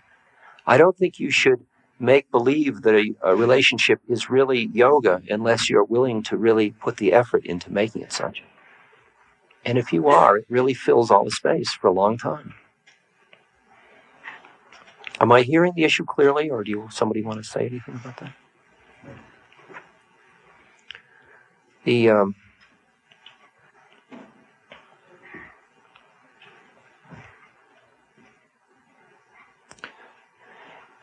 When I'm in a relationship with somebody else,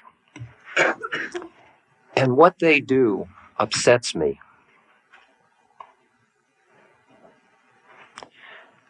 because I understand that my life experiences are the gift of my guru in order to bring me to God, that if somebody upsets me, that's my problem. This is a hard one, because we don't usually think these ways in this culture.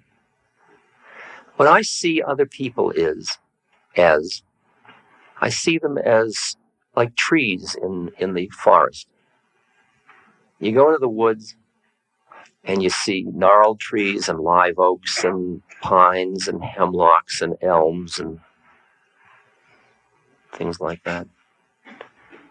And you're not inclined to say, I don't like you because you're a pine and not an elm. You appreciate trees the way they are.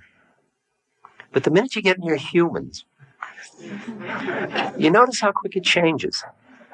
There's a way in which you don't allow humans to just manifest the way they are. You take it personally. You keep taking other people personally.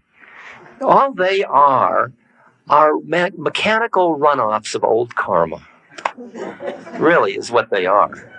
I mean, they look real and they think they're real, but really what they are is mechanical runoff. So they say, "Rrr," see, and you karmically go, "Rrr." And then one of you says, we've got to work this out. And the other says, yes, we must. And then you start to work it out. And it's all mechanical. It's all conditioned stuff. I mean, I'm really being, okay. Lost one.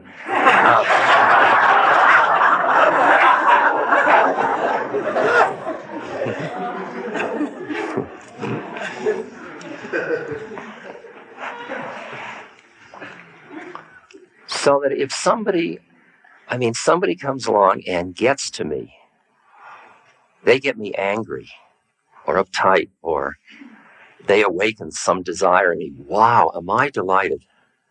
They got me. And that's my work on myself. If I'm angry with you because your behavior doesn't fill my model of how you should be, that's my problem for having models. No expectations, no upset. If you're a liar and a cheat, that's your karma. If I'm cheated, that's my work on myself. My attempting to change you, that's a whole other ballgame.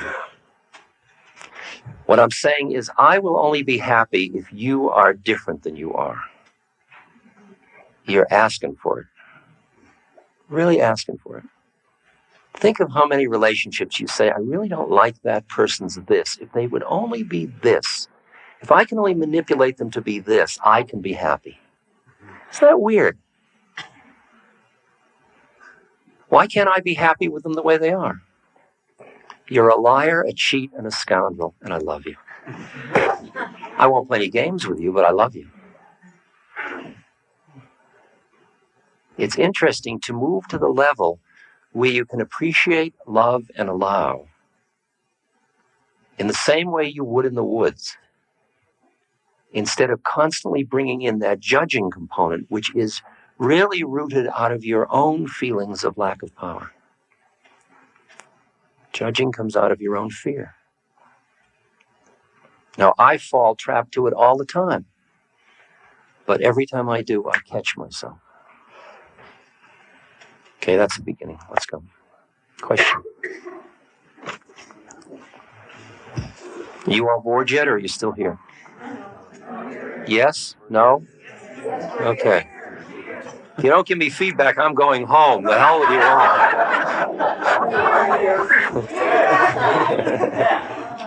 Okay, let's go. A problem seems to be that when you're in a relationship in the beginning, everything is accepted. But then if you marry that person, all of a sudden judgments come in on a continuous basis. And that's a problem, which leads to my question.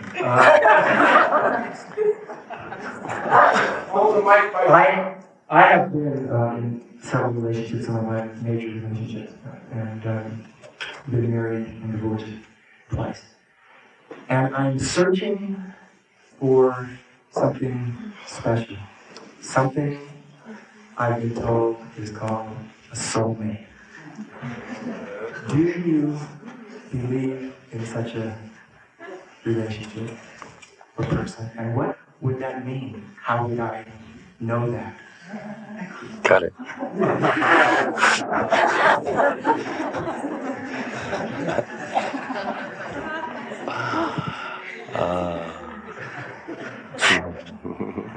Keep looking.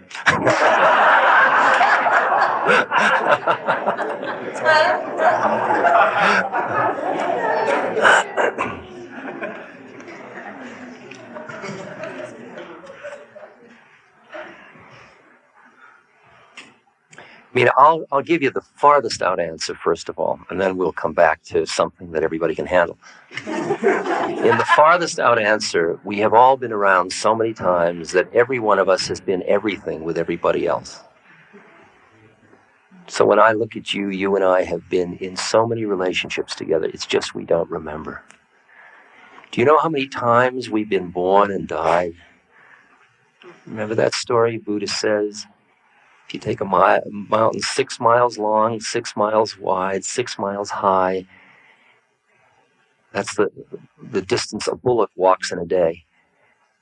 And a bird flies over the mountain once every 100 years with a silk scarf in its beak. In the length of time it takes the scarf to wear away the mountain. That's how long you've been doing this. I mean, just think of that. Once every 100 years, the scarf goes over. A scarf and a mountain. Okay. It goes on and on and on and on. I mean, in India, there are yugas and kalpas of hundreds of thousands of years. And then they just start cycles all over again. And we've been through all of them again and again and again and again. Now, behind all of it is the one. And that's all there is. This is all of us here are one in drag appearing to be many. So we are all soul mate. There's only one of it.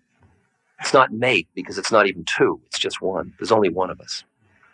So what you're really doing is constantly marrying yourself at the deepest level of God marrying God, right? Now you come down into soul.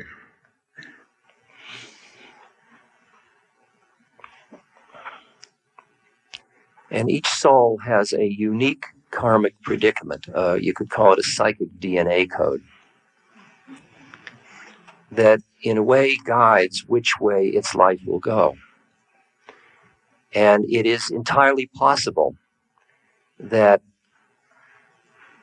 souls, when they take birth into parents that are part of their karma, will at some point meet a being, and they have agreed in advance to come down and do this together and meet. And that's what we usually call soulmates.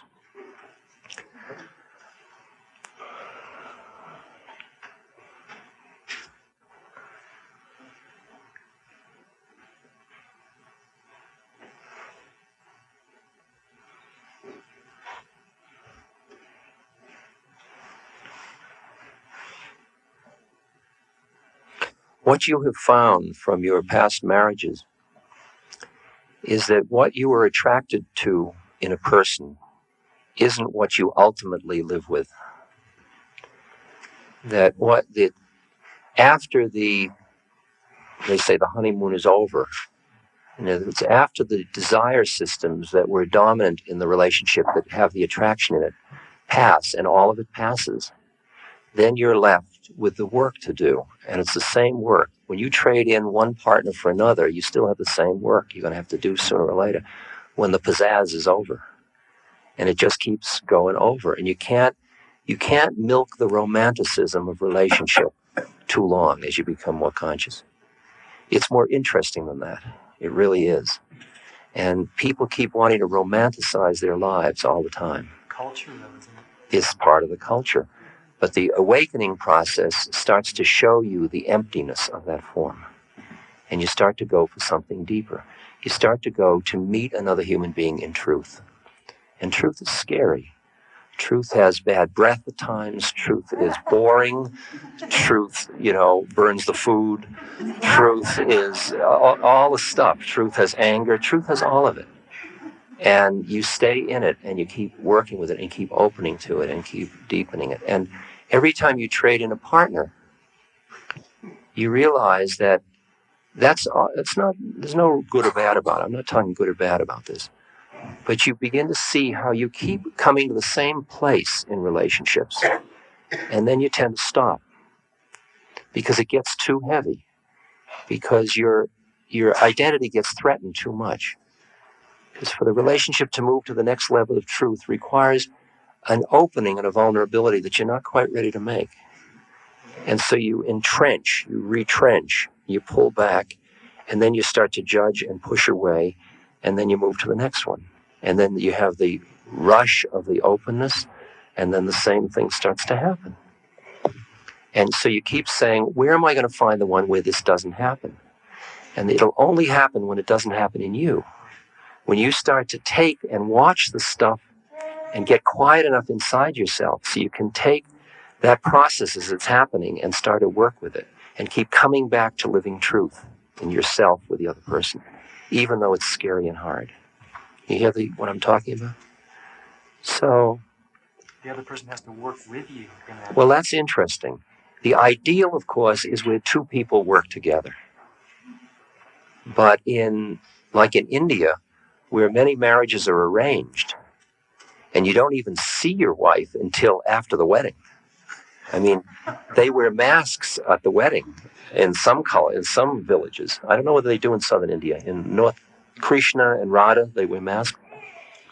And then they take off the mask, and there they are for life, because there's no divorce. I mean, you just don't divorce in a village. If the husband dies, the wife goes on the funeral pyre. And so this is it. This is it for life. It's got its benefits.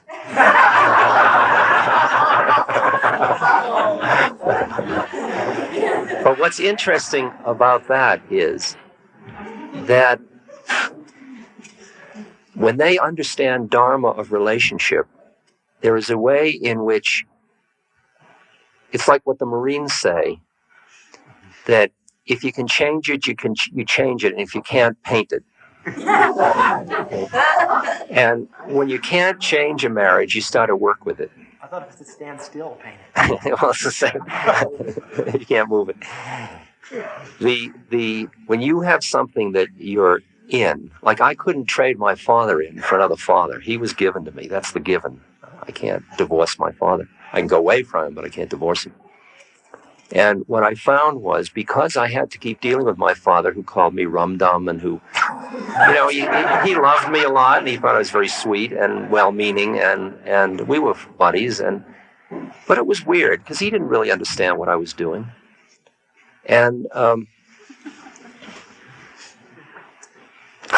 he attended a gathering in New York on the Central Park West, where Judith works also, in a church where they have Christ washing the feet of the disciples on the mural in the back wall.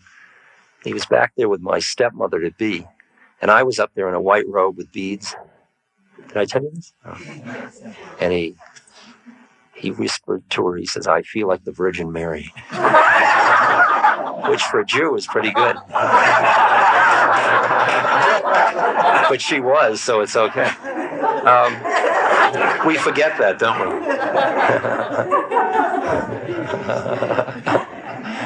But Dad was interesting work for me, because he was a given. I couldn't trade in. And in the last years, I was with him a lot. And I began to see that was work on myself, to not judge him, not to try to change him. He was what he was. He was a perfect statement of Dad.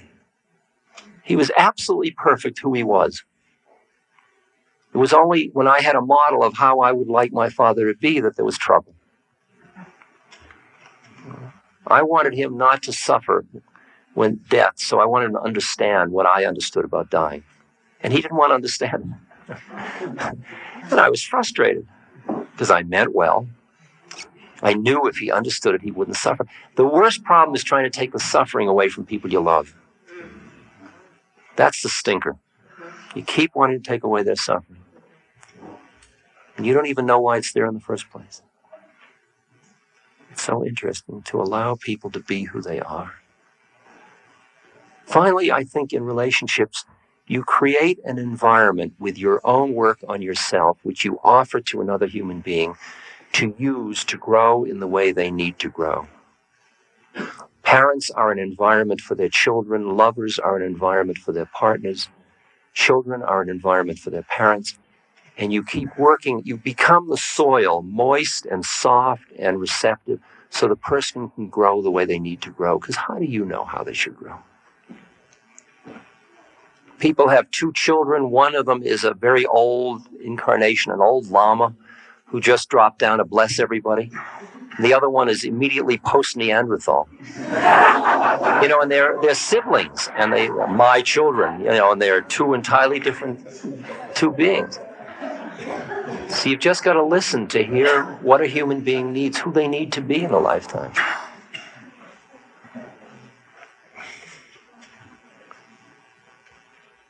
So when you work with a situation where you don't change it, you just work on yourself a different way.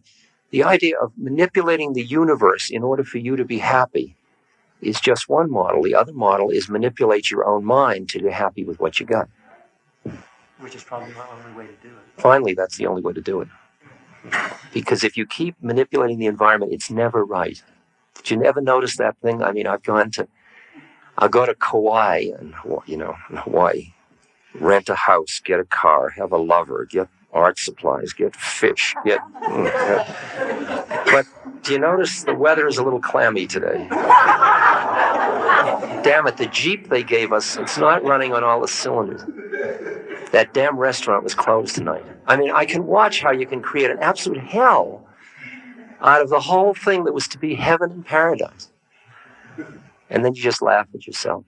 And then finally, the image I have, which I've told so many times, of being in Bareilly at the railway station in India, when I realized the train was going to be 2 days late. And the station was full of people who were living there. And these were families with kids that were peeing everywhere, and they had goats and chickens and vendors selling everything. I mean, it's life. It's real life in the Bareilly railway station. And I didn't have much money at that time, and I I was barefoot because I was a yogi in those days. And the latrine, I had dysentery, and the latrine had stopped up maybe, a few weeks before. And so the fecal matter was sort of everywhere, and there were flies. I mean, millions of flies, and I had to go about every 15 minutes. And now my mother raised me. She had very definite models of toilet training, and she taught me what hell was. And the closest to hell of her mind was the Borelli railway station latrine. I mean, if she had ever seen it, she would realize she had met her fantasy, right? And there I was. It was interesting because I found myself sitting there, knowing I had to go to the bathroom, feeling it coming, and knowing I had to go in there, and then coming back, and then sitting and going. It's got toilet paper.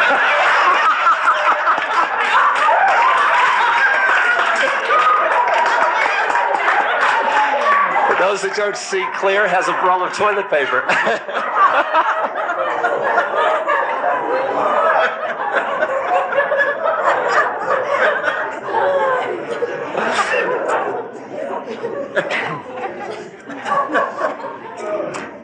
And there was a moment when I realized, in the midst of all that I was happy.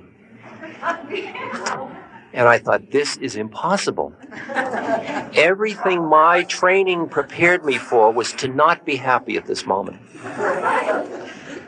And I'm happy. And it was interesting. I was happy because there was life force, there was openness, there were people, there was realness, there was softness, it was alive. And also because I was really at peace in myself. And this was just the stuff to deal with. And in a way, that experience shifted my consciousness about manipulating the universe to be happy. I'll still make it as nice as I can for me. But then, where it isn't, I don't sit around being preoccupied with what isn't. Just open to it. So, and here we go. Here we go. Because the amount of time you create a hell with your own mind because of your attachments to your models of how it should be that are different from the way it is. You can see it in this culture about growing old. You see the model that a person develops about themselves, and then as their body changes, which is inevitably part of nature, how it disconfirms their model and how they suffer. Because I used to do 100 push-ups and now I can only do 70. And there's a deep depression. That's interesting. I can't even do one. And I'm not depressed. You should be. Next question.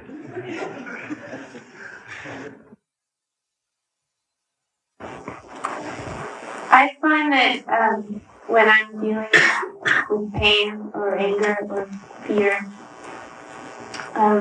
especially when I'm sharing it with somebody, I do a manipulation thing where I think I'm facing it, but a lot of it gets pushed down inside. And so my question, I guess, is how to really keep open to those things and without playing that game with them.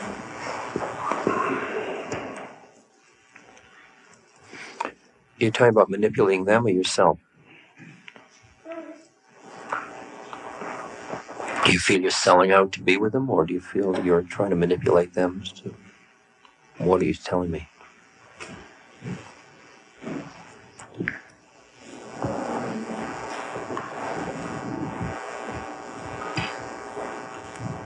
It's not a real conscious thing, and it's an ego trip. Well, most everything we do is on this plane. It's hard not to be. I mean, the spirit is mediated through ego. just the question of how identified you are with it. To tell me these things in yourself is acknowledging the fact that you see them at some level. And when you're with another partner that you're really trying to work with, by acknowledging that stuff with each other, it doesn't mean that you have to extract something from them. It's just that the relationships that are the most exciting are where the contract is to share truth. Many relationships don't have that kind of a contract. They have a contract of you won't threaten my ego and I won't threaten yours. We'll both feel comfortable. But if the relationship is designed where you agree, let us, when I say to you, will you help me awaken by sharing your truth with me? It may be difficult for me to hear it, but that's the work I will do with myself. And then you say to me, would you help me awaken through sharing your truth with me? Sometimes it'll be hard for me, but I'll work on myself with it. That relationship gets very exciting. That gets loaded. That's juicy. I mean, Jai and I have been friends for many years, and we have that contract. And sometimes it's been hard. There have been moments when his truth to me has been painful for me to work with, as mine has been to him. But we trust each other because we're both committed to awakening, because we both love Maharaji so much, that we take that truth and we keep working it and working with it. It's the same in my relation with Judith, who I've been with for many years. Same way.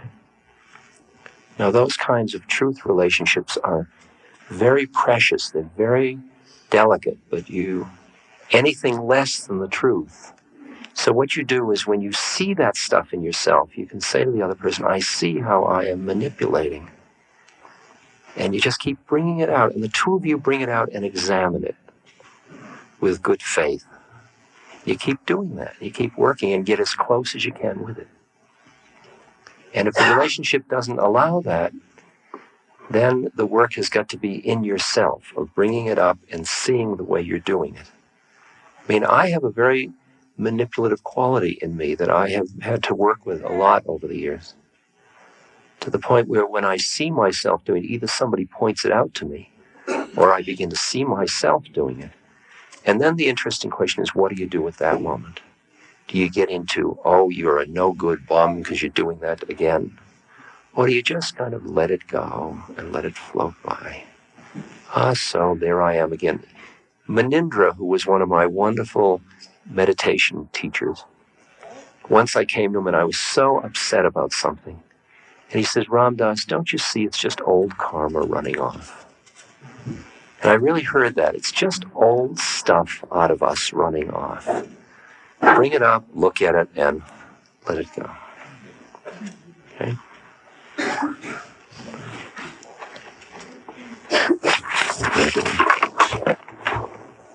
Yes. My question is unheard. My question has to do with the relationship of student to spiritual teacher, and it has to do with one view is that the student should never accept blindly what the teacher puts on them or tells them. That one should check it out to look for themselves. One should go through it. And the other view is one should totally surrender their being to the teacher. Now, if you are the student and you're in this kind of situation, which way do you go? How do you know what to do?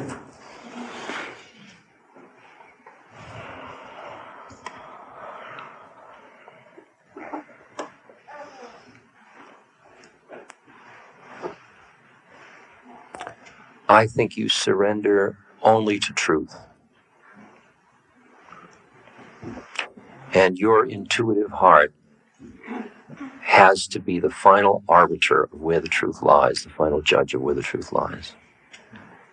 And you're surrendering to, what you're surrendering to is God in the form of another person.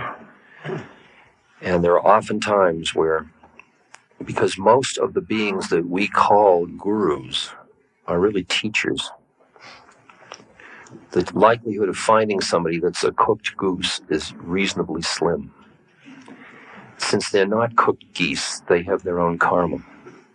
They have their own stuff. And so they become somebody through whom a teaching comes. But they themselves are not truth. They are merely a vehicle through which, if there is a purity in your heart in the way you seek truth, you will take, as the swan is able to separate milk from water, you separate the purity of their message from the stuff of their karma. And you take the truth and you work with it. So some teachers will say, I've given you so much, you've got to do this for me. I would say the only thing you owe a teacher is for you to get enlightened or free. That's all you owe them. Because they're doing it out of the grace and good fortune that they're able to do it. And that should be enough for them. You don't owe them to take care of them. You may want to out of your love for them, but there's not an obligation in that sense. My sense is that when we surrender to a teacher and then end up feeling burned by their impurities, there was a conspiracy between the teacher and you for everybody to do themselves in through each other. And everybody's getting their karmapans. I have watched this again and again because there is a whole panoply of impurity in the teaching scenes. What if you don't feel that, though? What if you feel that no matter what happens? Would you talk to the microphone? What if you don't feel that? What if you feel that the teacher themselves is very pure? If there's any impurities coming from your lack of knowledge and you don't feel that. If you intuitively feel that, then you listen and you go as close to surrender as you can go. But you've got to hear that the final spiritual surrender is no surrender. It's a surrender where there's nothing to surrender because because the highest thing in the other person is the same as the highest thing in you. But I don't know that yet. No, but you're surrendering constantly into the highest part of your truth. And intuitively, there's a place in you that does know that. Even though you don't know, you know it. Here, so that you're making approximations, and what you may do is fall on your face. Well, I figure if one goes to surrender trip, one's really going to get burned. The fact is that you can't really decide to surrender. Because that's just another trip of power. I'm surrendering to you, Give me the truth. It doesn't work that way. It doesn't work that way. The relationship between a pure master and a chela is a matter that has nothing to do with the intellect whatsoever. There's no choice involved in it at all.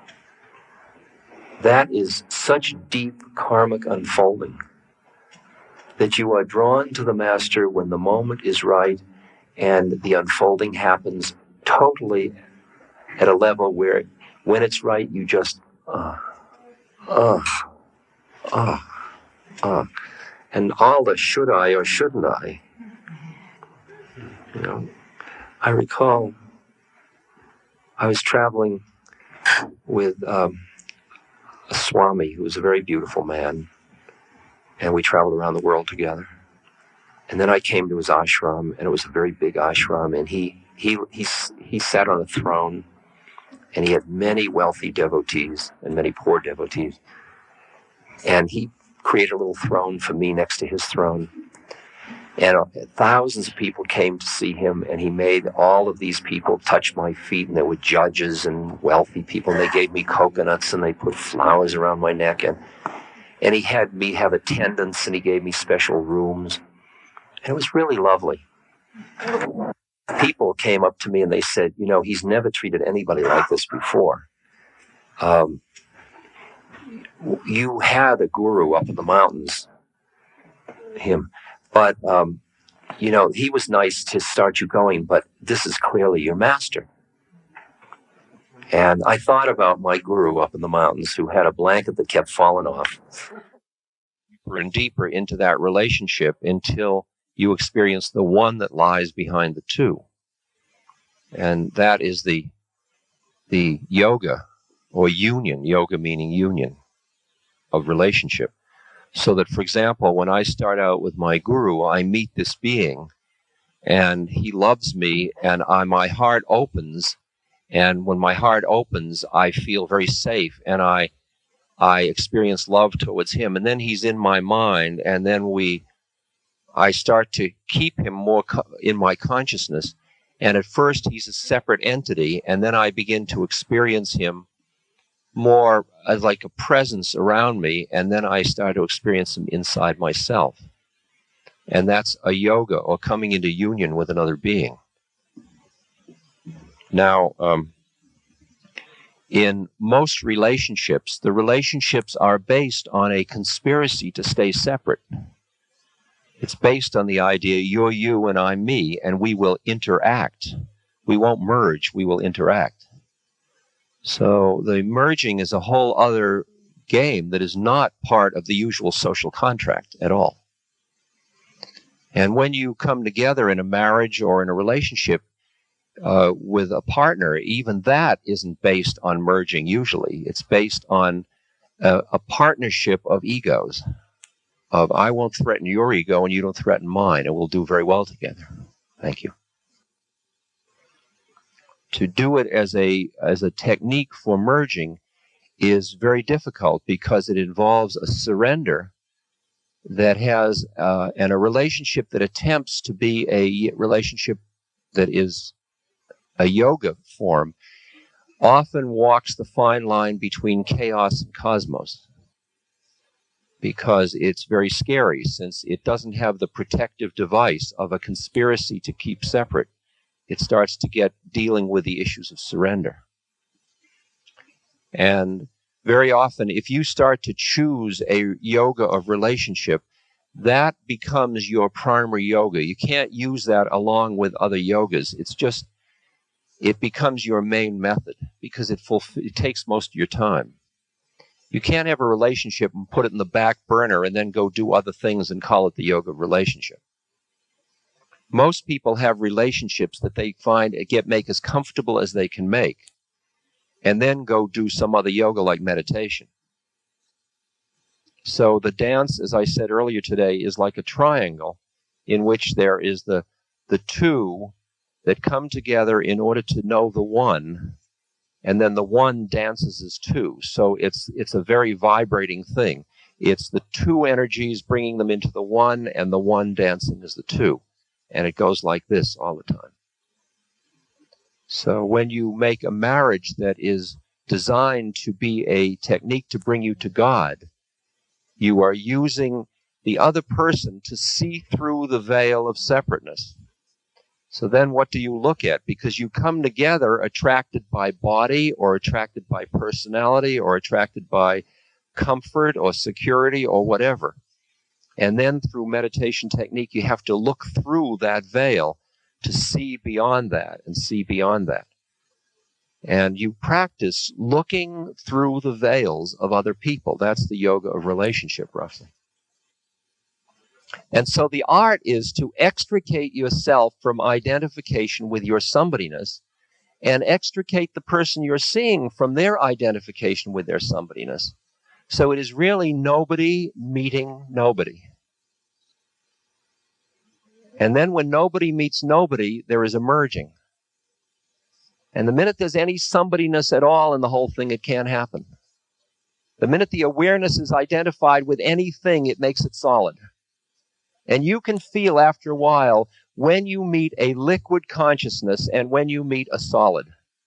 It's amazing. And after a while, you walk in and you meet people, and you can feel the liquidity. You can feel that the awarenesses just keep merging all the time. And yet there are forms, but nobody's invested in them. Nobody's playing them. Nobody's seriously involved in form. And that becomes the yoga you're working with all the time. So your job is to keep working on yourself to extricate yourself from your somebodyness, and at the same moment seeing through the veil of somebody else's somebodyness to the one that lies behind the many. And you can practice levels of this. For example, you can look at me now and you can see my body. You can see me as a 58-year-old attractive balding gentleman. Then you can shift your gaze and see my personality, and you can see me as a teacher, as warm, as charismatic, as whatever, as slightly neurotic, whatever. Then you can shift your gaze once more, and you can see that I'm an Aries. You can see that I'm my astral, mythic identity. Then you can shift once more, and you can look, and you can see that I'm a fellow soul. You there? I'm here. What are you doing in that one? And when you see me as a fellow soul, you see me as a soul packaged in this astral personality body matrix. Just a soul that came into this. And all of us are just souls hanging out in these funny packages. And each package has its own trip to live out. And then if you flip it once more, you look and you're looking at yourself, looking at yourself. There's only one of it. This is the yoga of relationship. Yes. And how does it compare to a monastic or a single life?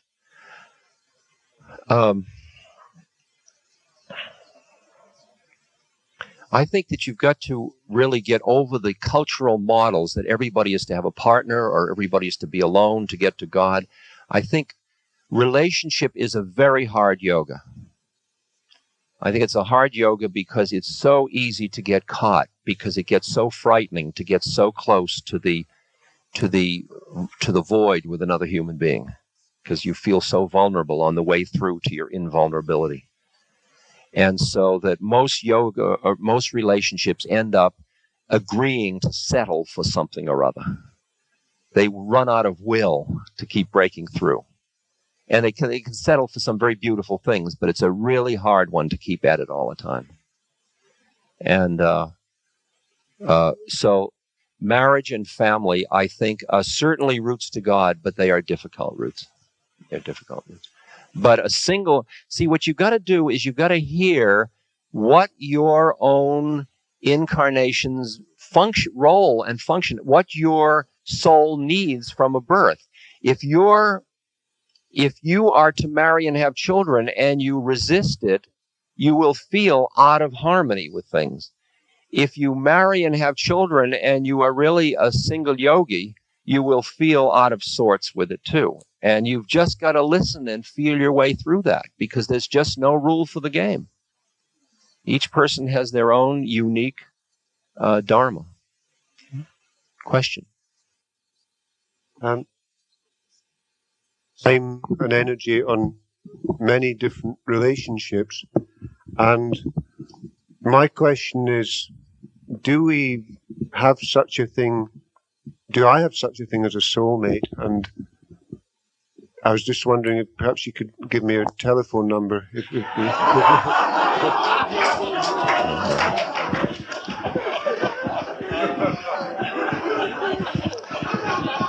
There'll be a sign-up list for this gentleman outside.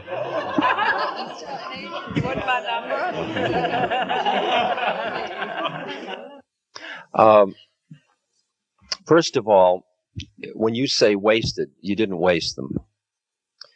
After a while, you begin to see that your journey, spiritual journey, as you awaken more and more, you begin to understand what was going on in all the stuff beforehand. Like, I had periods in my adolescence that were hell realms for me. I mean, that I was extremely unhappy and miserable and lonely and isolated. And now, in perspective, as I look back, I see the way those things drove me inside to certain parts of my being. And they deepened my compassion, they deepened my awareness, they did a lot of things for me. I wouldn't lay them on anybody, and I wouldn't want to repeat them. But I now see that it was process. And in a way, don't look back at your life, don't look at things as wasted parts of your life. Just say, maybe I don't understand yet what the meaning of it was, but understand it's all process. People don't fall off the path in the real sense of the path. It's a continuous process, right? The only way you would know a soulmate if you met one was if you were residing in your soul. As long as you're in your personality, it's all a little game, the whole idea of soulmates. which is used a lot in this culture. You know, I want my soulmate. That's a personality speaking. And it takes one to know one, if you will, right? And what you will feel at times is you'll feel an incredible familiarity with somebody when you meet them. And you will feel that we are connected to each other, even though we haven't known each other in this life. But that's probably true. There's probably only about 500 of us in the world anyway. And we just keep going around again. And that we've all known each other many times in many ways. I mean, I have a feeling that it's said that everybody was everybody's mother and father and child and murderer and murderee and all sorts of things. So you get so that you're surprised when you feel these complex emotions regarding other human beings. I'm not sure I understand the term soul mate other than people have work to do together at times. And then they may come together in many different forms. You may come together with a brother or a sister or a mother or a cousin or an employer-employee that have incredible work together. I mean, Judas and Jesus had work to do together. They could have been soulmates in that sense, yes. Yeah, and I don't have any phone numbers for you. It's a big group, so we're not going to take questions now. Okay, go ahead. Except for the group until we get done. Who's next?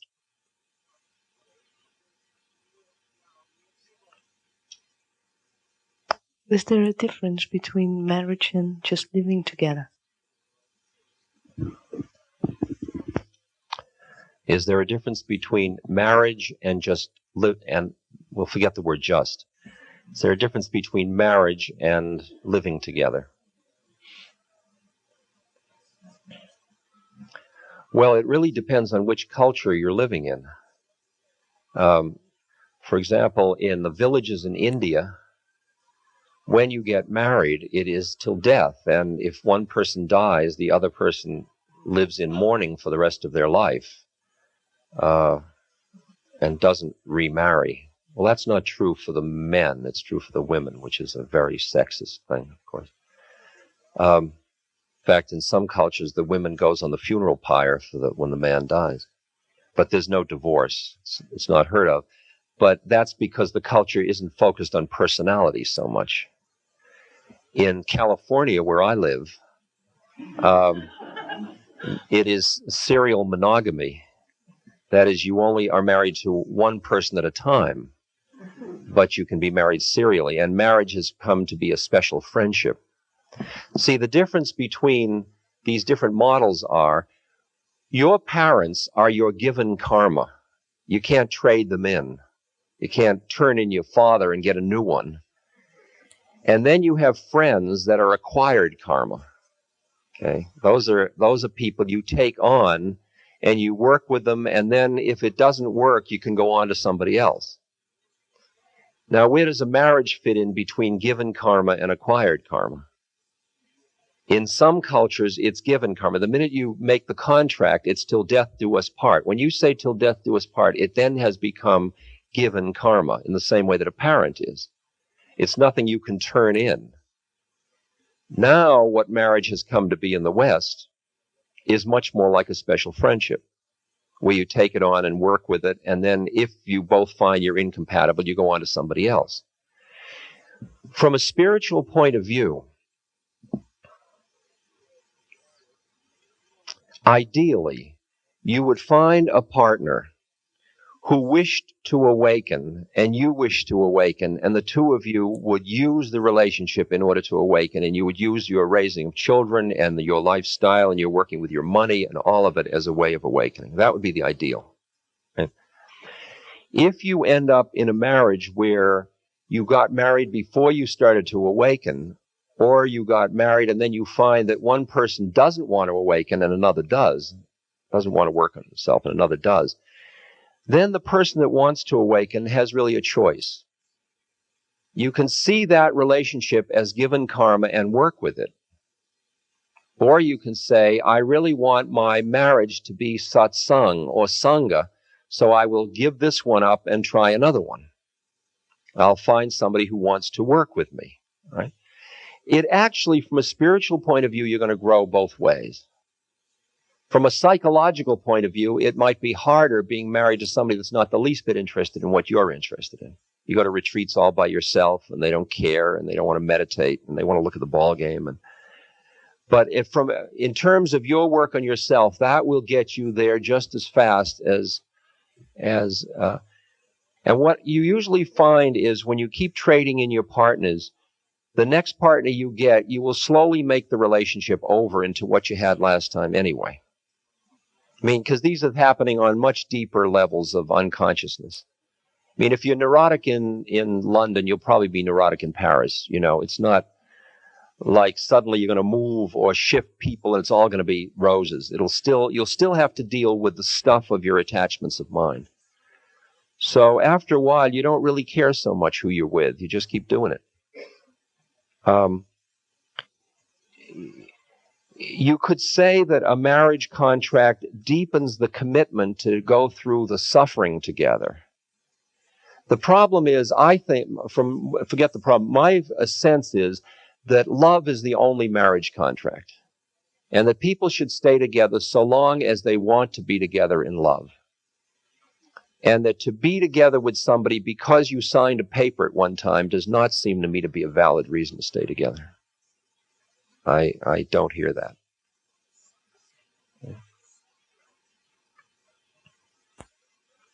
Now, and all of the vacillation when you're living with somebody, shall we marry, shouldn't we marry, that's just grist for the mill of spiritual work on oneself about what the issues of because what does commitment mean? Commitment says this is a useful process for us to be working on ourselves through. From a spiritual point of view, that's what it's saying. And that doesn't have to be a contract between two people. That is something each person makes a decision to do about their life. So, I know some of you are upset by that, but that's okay. Question?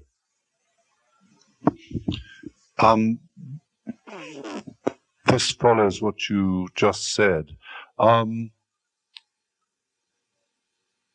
you make a distinction? I know some Tibetan masters who have wives, and it would seem as if their relationship with their wife is not particularly conscious. You know, she stays in the kitchen and, you know, is in a pretty traditional sense and washes the dishes and they don't talk. Though this master is very busy teaching consciousness and would travel all over the world. She's probably the Buddha. He's just the front man. Well, exactly. I mean, I think what I'm saying, Ram Dass, is there a distinction? The sacrament is the chicken soup. Yeah. Excuse me. Go ahead. I mean, is there a distinction between a path that is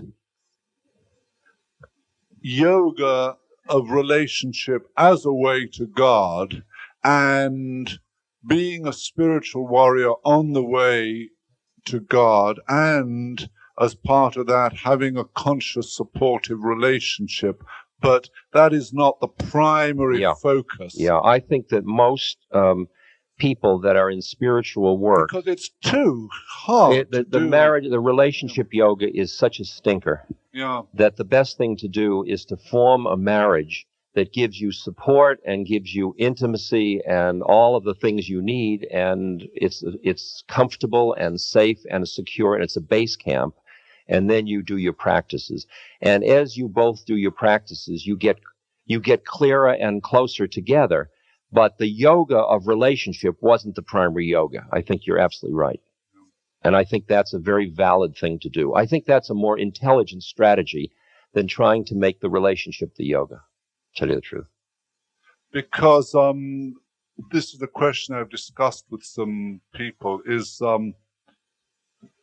I was recently getting married and I ended it because I was saying, I really want to go to God and to look in your eyes, and my partner just wanted another gin and tonic, and I sort of ended up, it was quite impossible to do the work. And yet I see that I had probably intended something that wasn't my soul nature to go much too high, that was even higher than I could probably do. And so somehow I sacrificed myself.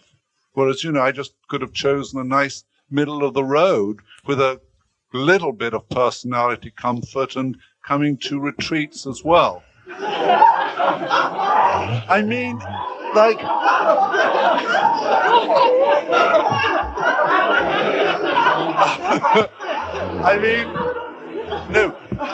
I think she escaped just in time.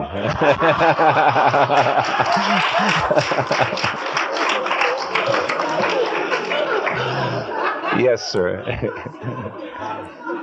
I mean, I'm putting myself up as a scapegoat, but for many years I have really tried to live a very rigorous spiritual relationship.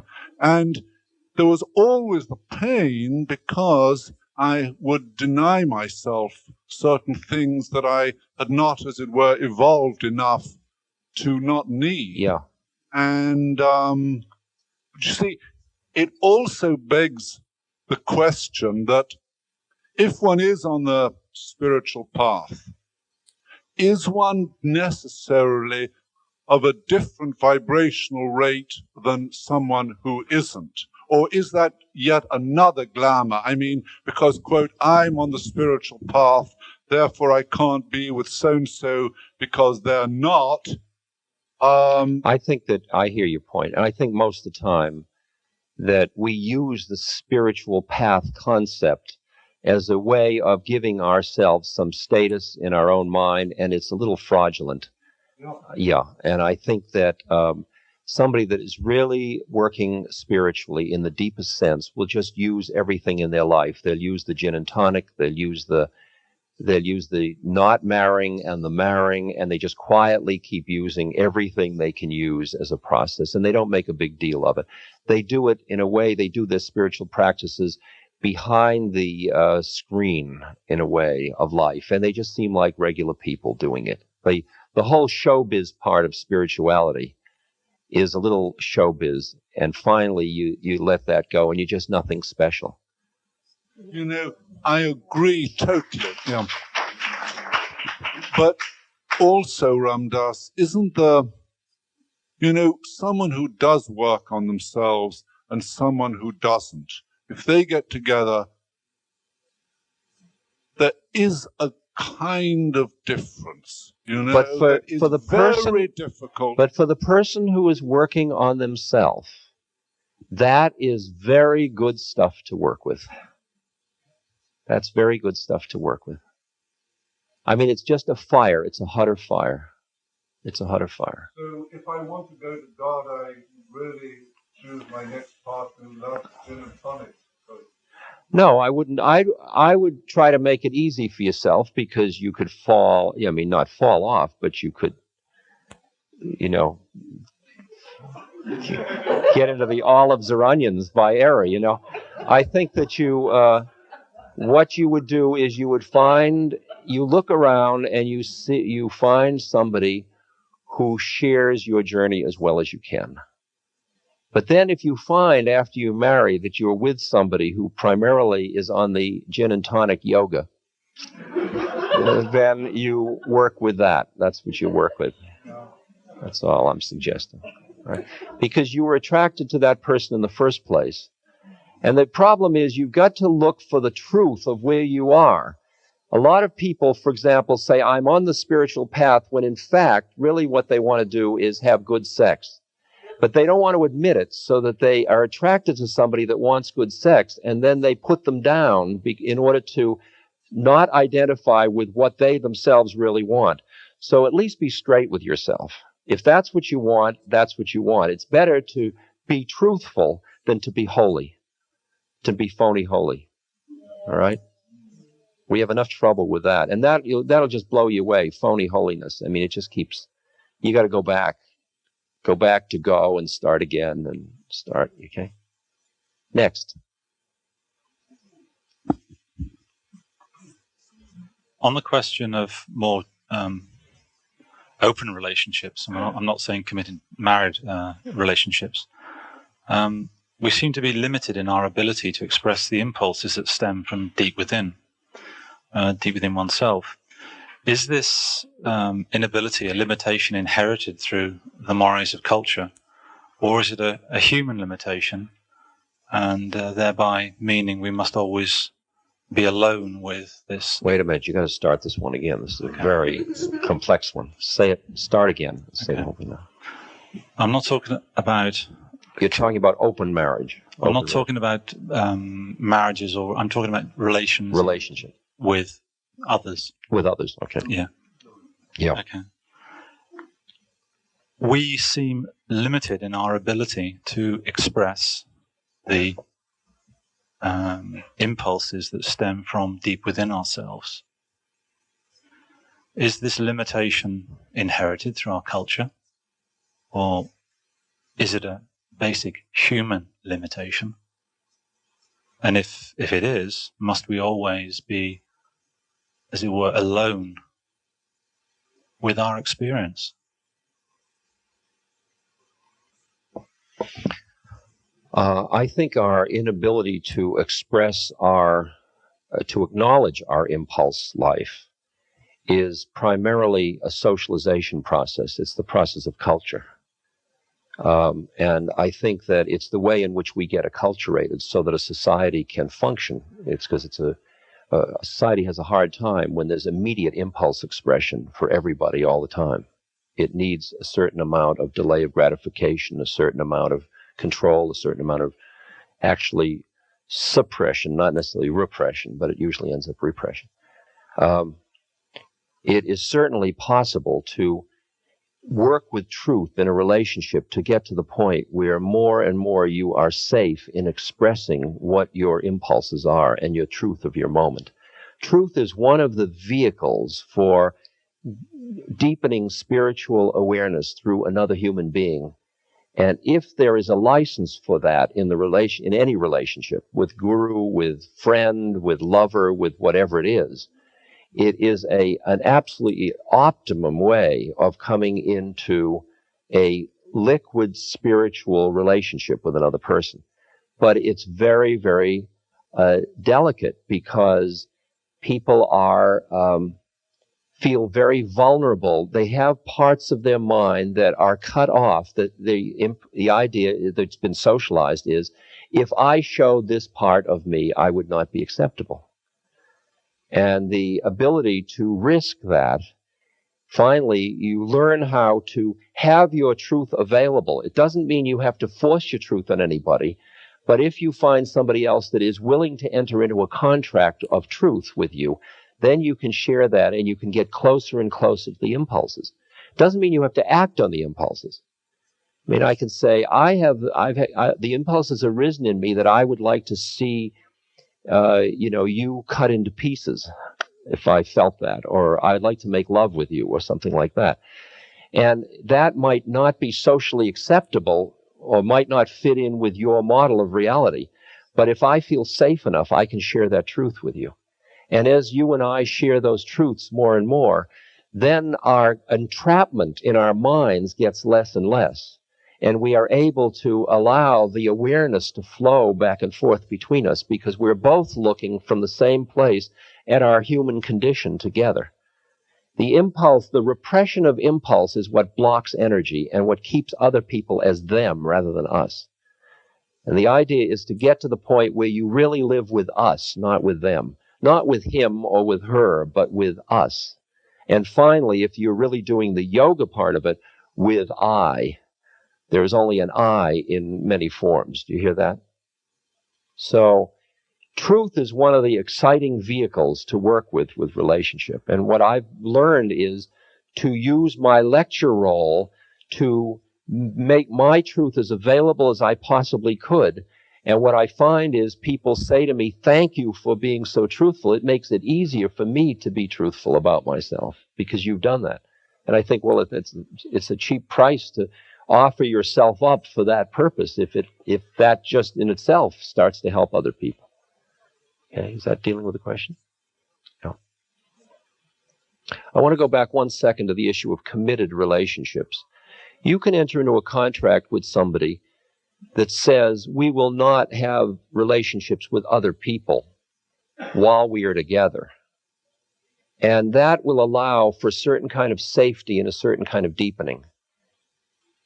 I think I can hear that as a very viable thing. You could equally enter into a relationship which says we'll have an open marriage and we will work with it. I think a contract between human beings should be honored. I think that creates an environment that's safe for inner work. It doesn't matter which contract it is, as long as it's a contract that's honored. And when you want to renegotiate the contract, you say, I want to renegotiate the contract. You don't renegotiate it unilaterally. You don't decide you're not going to fulfill the contract and then go off and do something else on your own. It has to be honorable between people. Yeah, those create the conditions for more subtle inner work, where you can play it, you can go deeper and be safer.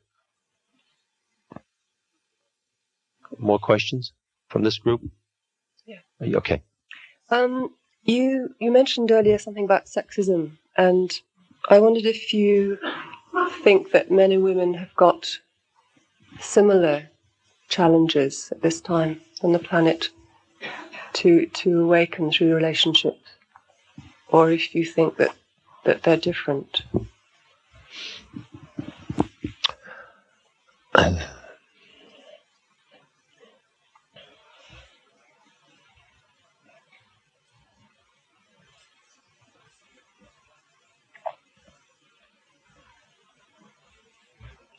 I think this is a very interesting time for women, because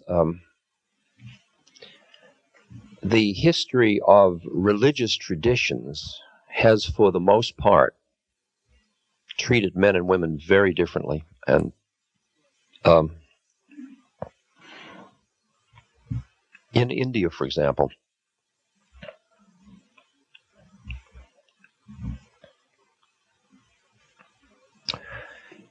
the way a relationship is seen is that the woman has two forces that are very powerful in her. One is that she most easily can get into a transcendent state because of her chemistry. That in her menstrual cycle, she can get out. There are a lot of ways she can get out of her worldliness. But she also has a very powerful earth pull because of the nesting need.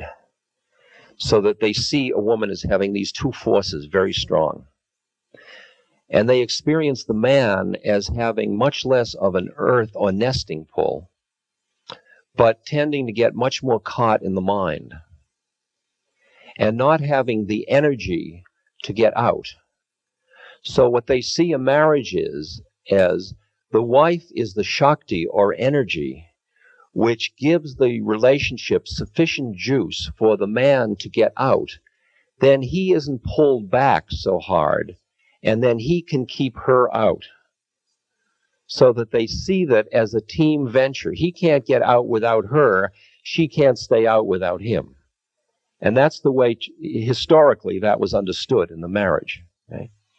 And it was, when you understood that, you understood why in India, most of the stories, the historical stories of the saints, revolved around the men who ended up in caves rather than the women. Because the men, once they got out there, there wasn't anything pulling them back to earth as much because they didn't have this dual function in life of reproduction, of taking care of their young. Now, that was an excuse for a culture that really didn't give women the opportunity for spiritual practices that should have been available to all human beings.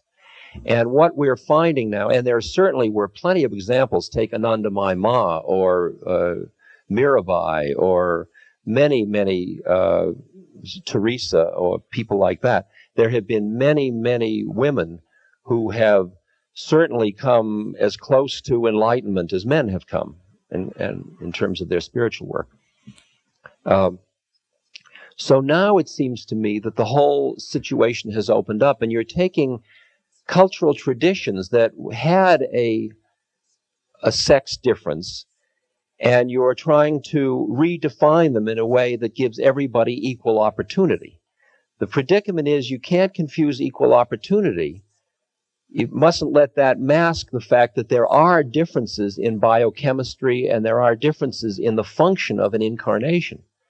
And there are differences between men and women in why a being takes an incarnation as a woman and as a man. And it's not lesser, it's just different. These are different functions. So that I think what happened in our societies, most recently I can see it in the United States, that when the women's movement started, or feminism, whatever that was called, that women's movement, that women interpreted equality as being equally in the mind as men were, and they in many ways started to reject the qualities of them that were part of the reason for their incarnation. They started to get alienated from their own truth in order to have equal opportunity in the business marketplace or something like that. That seemed to me to be an immature level of equality. And as time has gone on, it seems to me that it's maturing a great deal, so that women are beginning to hear that they have a choice. They have freedom to choose, and they have freedom to honor their uniqueness rather than to mask their uniqueness. And so that we can arrive at the way, and in fact, it seems to me that in Europe, men and women have a much deeper intuitive sense of their maleness and femaleness than they do in the United States. In the United States, there seems to be much more of a kind of a superficial macho-ness in men, and a kind of a hysterical femininity in women that isn't coming from the deep truth of their beings. Now, in terms of spiritual truth, what you notice, it's interesting, in the gurus, that as the gurus get further out, most of the men start to develop breasts. This is interesting. And there is a quality of androgyny in spiritual identity that is not social, but it's at some very deep level at which you are the mother and the father. And that happens to both women and men. I mean, Anandamayi Ma, who was an incredibly delicate and graceful being, was also an incredibly fierce and strong woman. And you could feel that both those forces were acting in her. And Maharaji, my guru, was incredibly tender and also extremely fierce. And I can feel that the qualities that we attribute to women and men often start to merge in beings as they get more evolved spiritually. So I think that men have, in the terms of the religious traditions, they have a more clearly enunciated spiritual path. Women have got to, seems to me, have still a time now to be very creative about how they work with these paths, in terms of what is true and what isn't true, and what is appropriate to take from another tradition and what must be created on its own. And it's going to take several generations for the maturity of that process to happen, where people aren't just reacting against the suppression that happened for so long. Am I dealing with your question?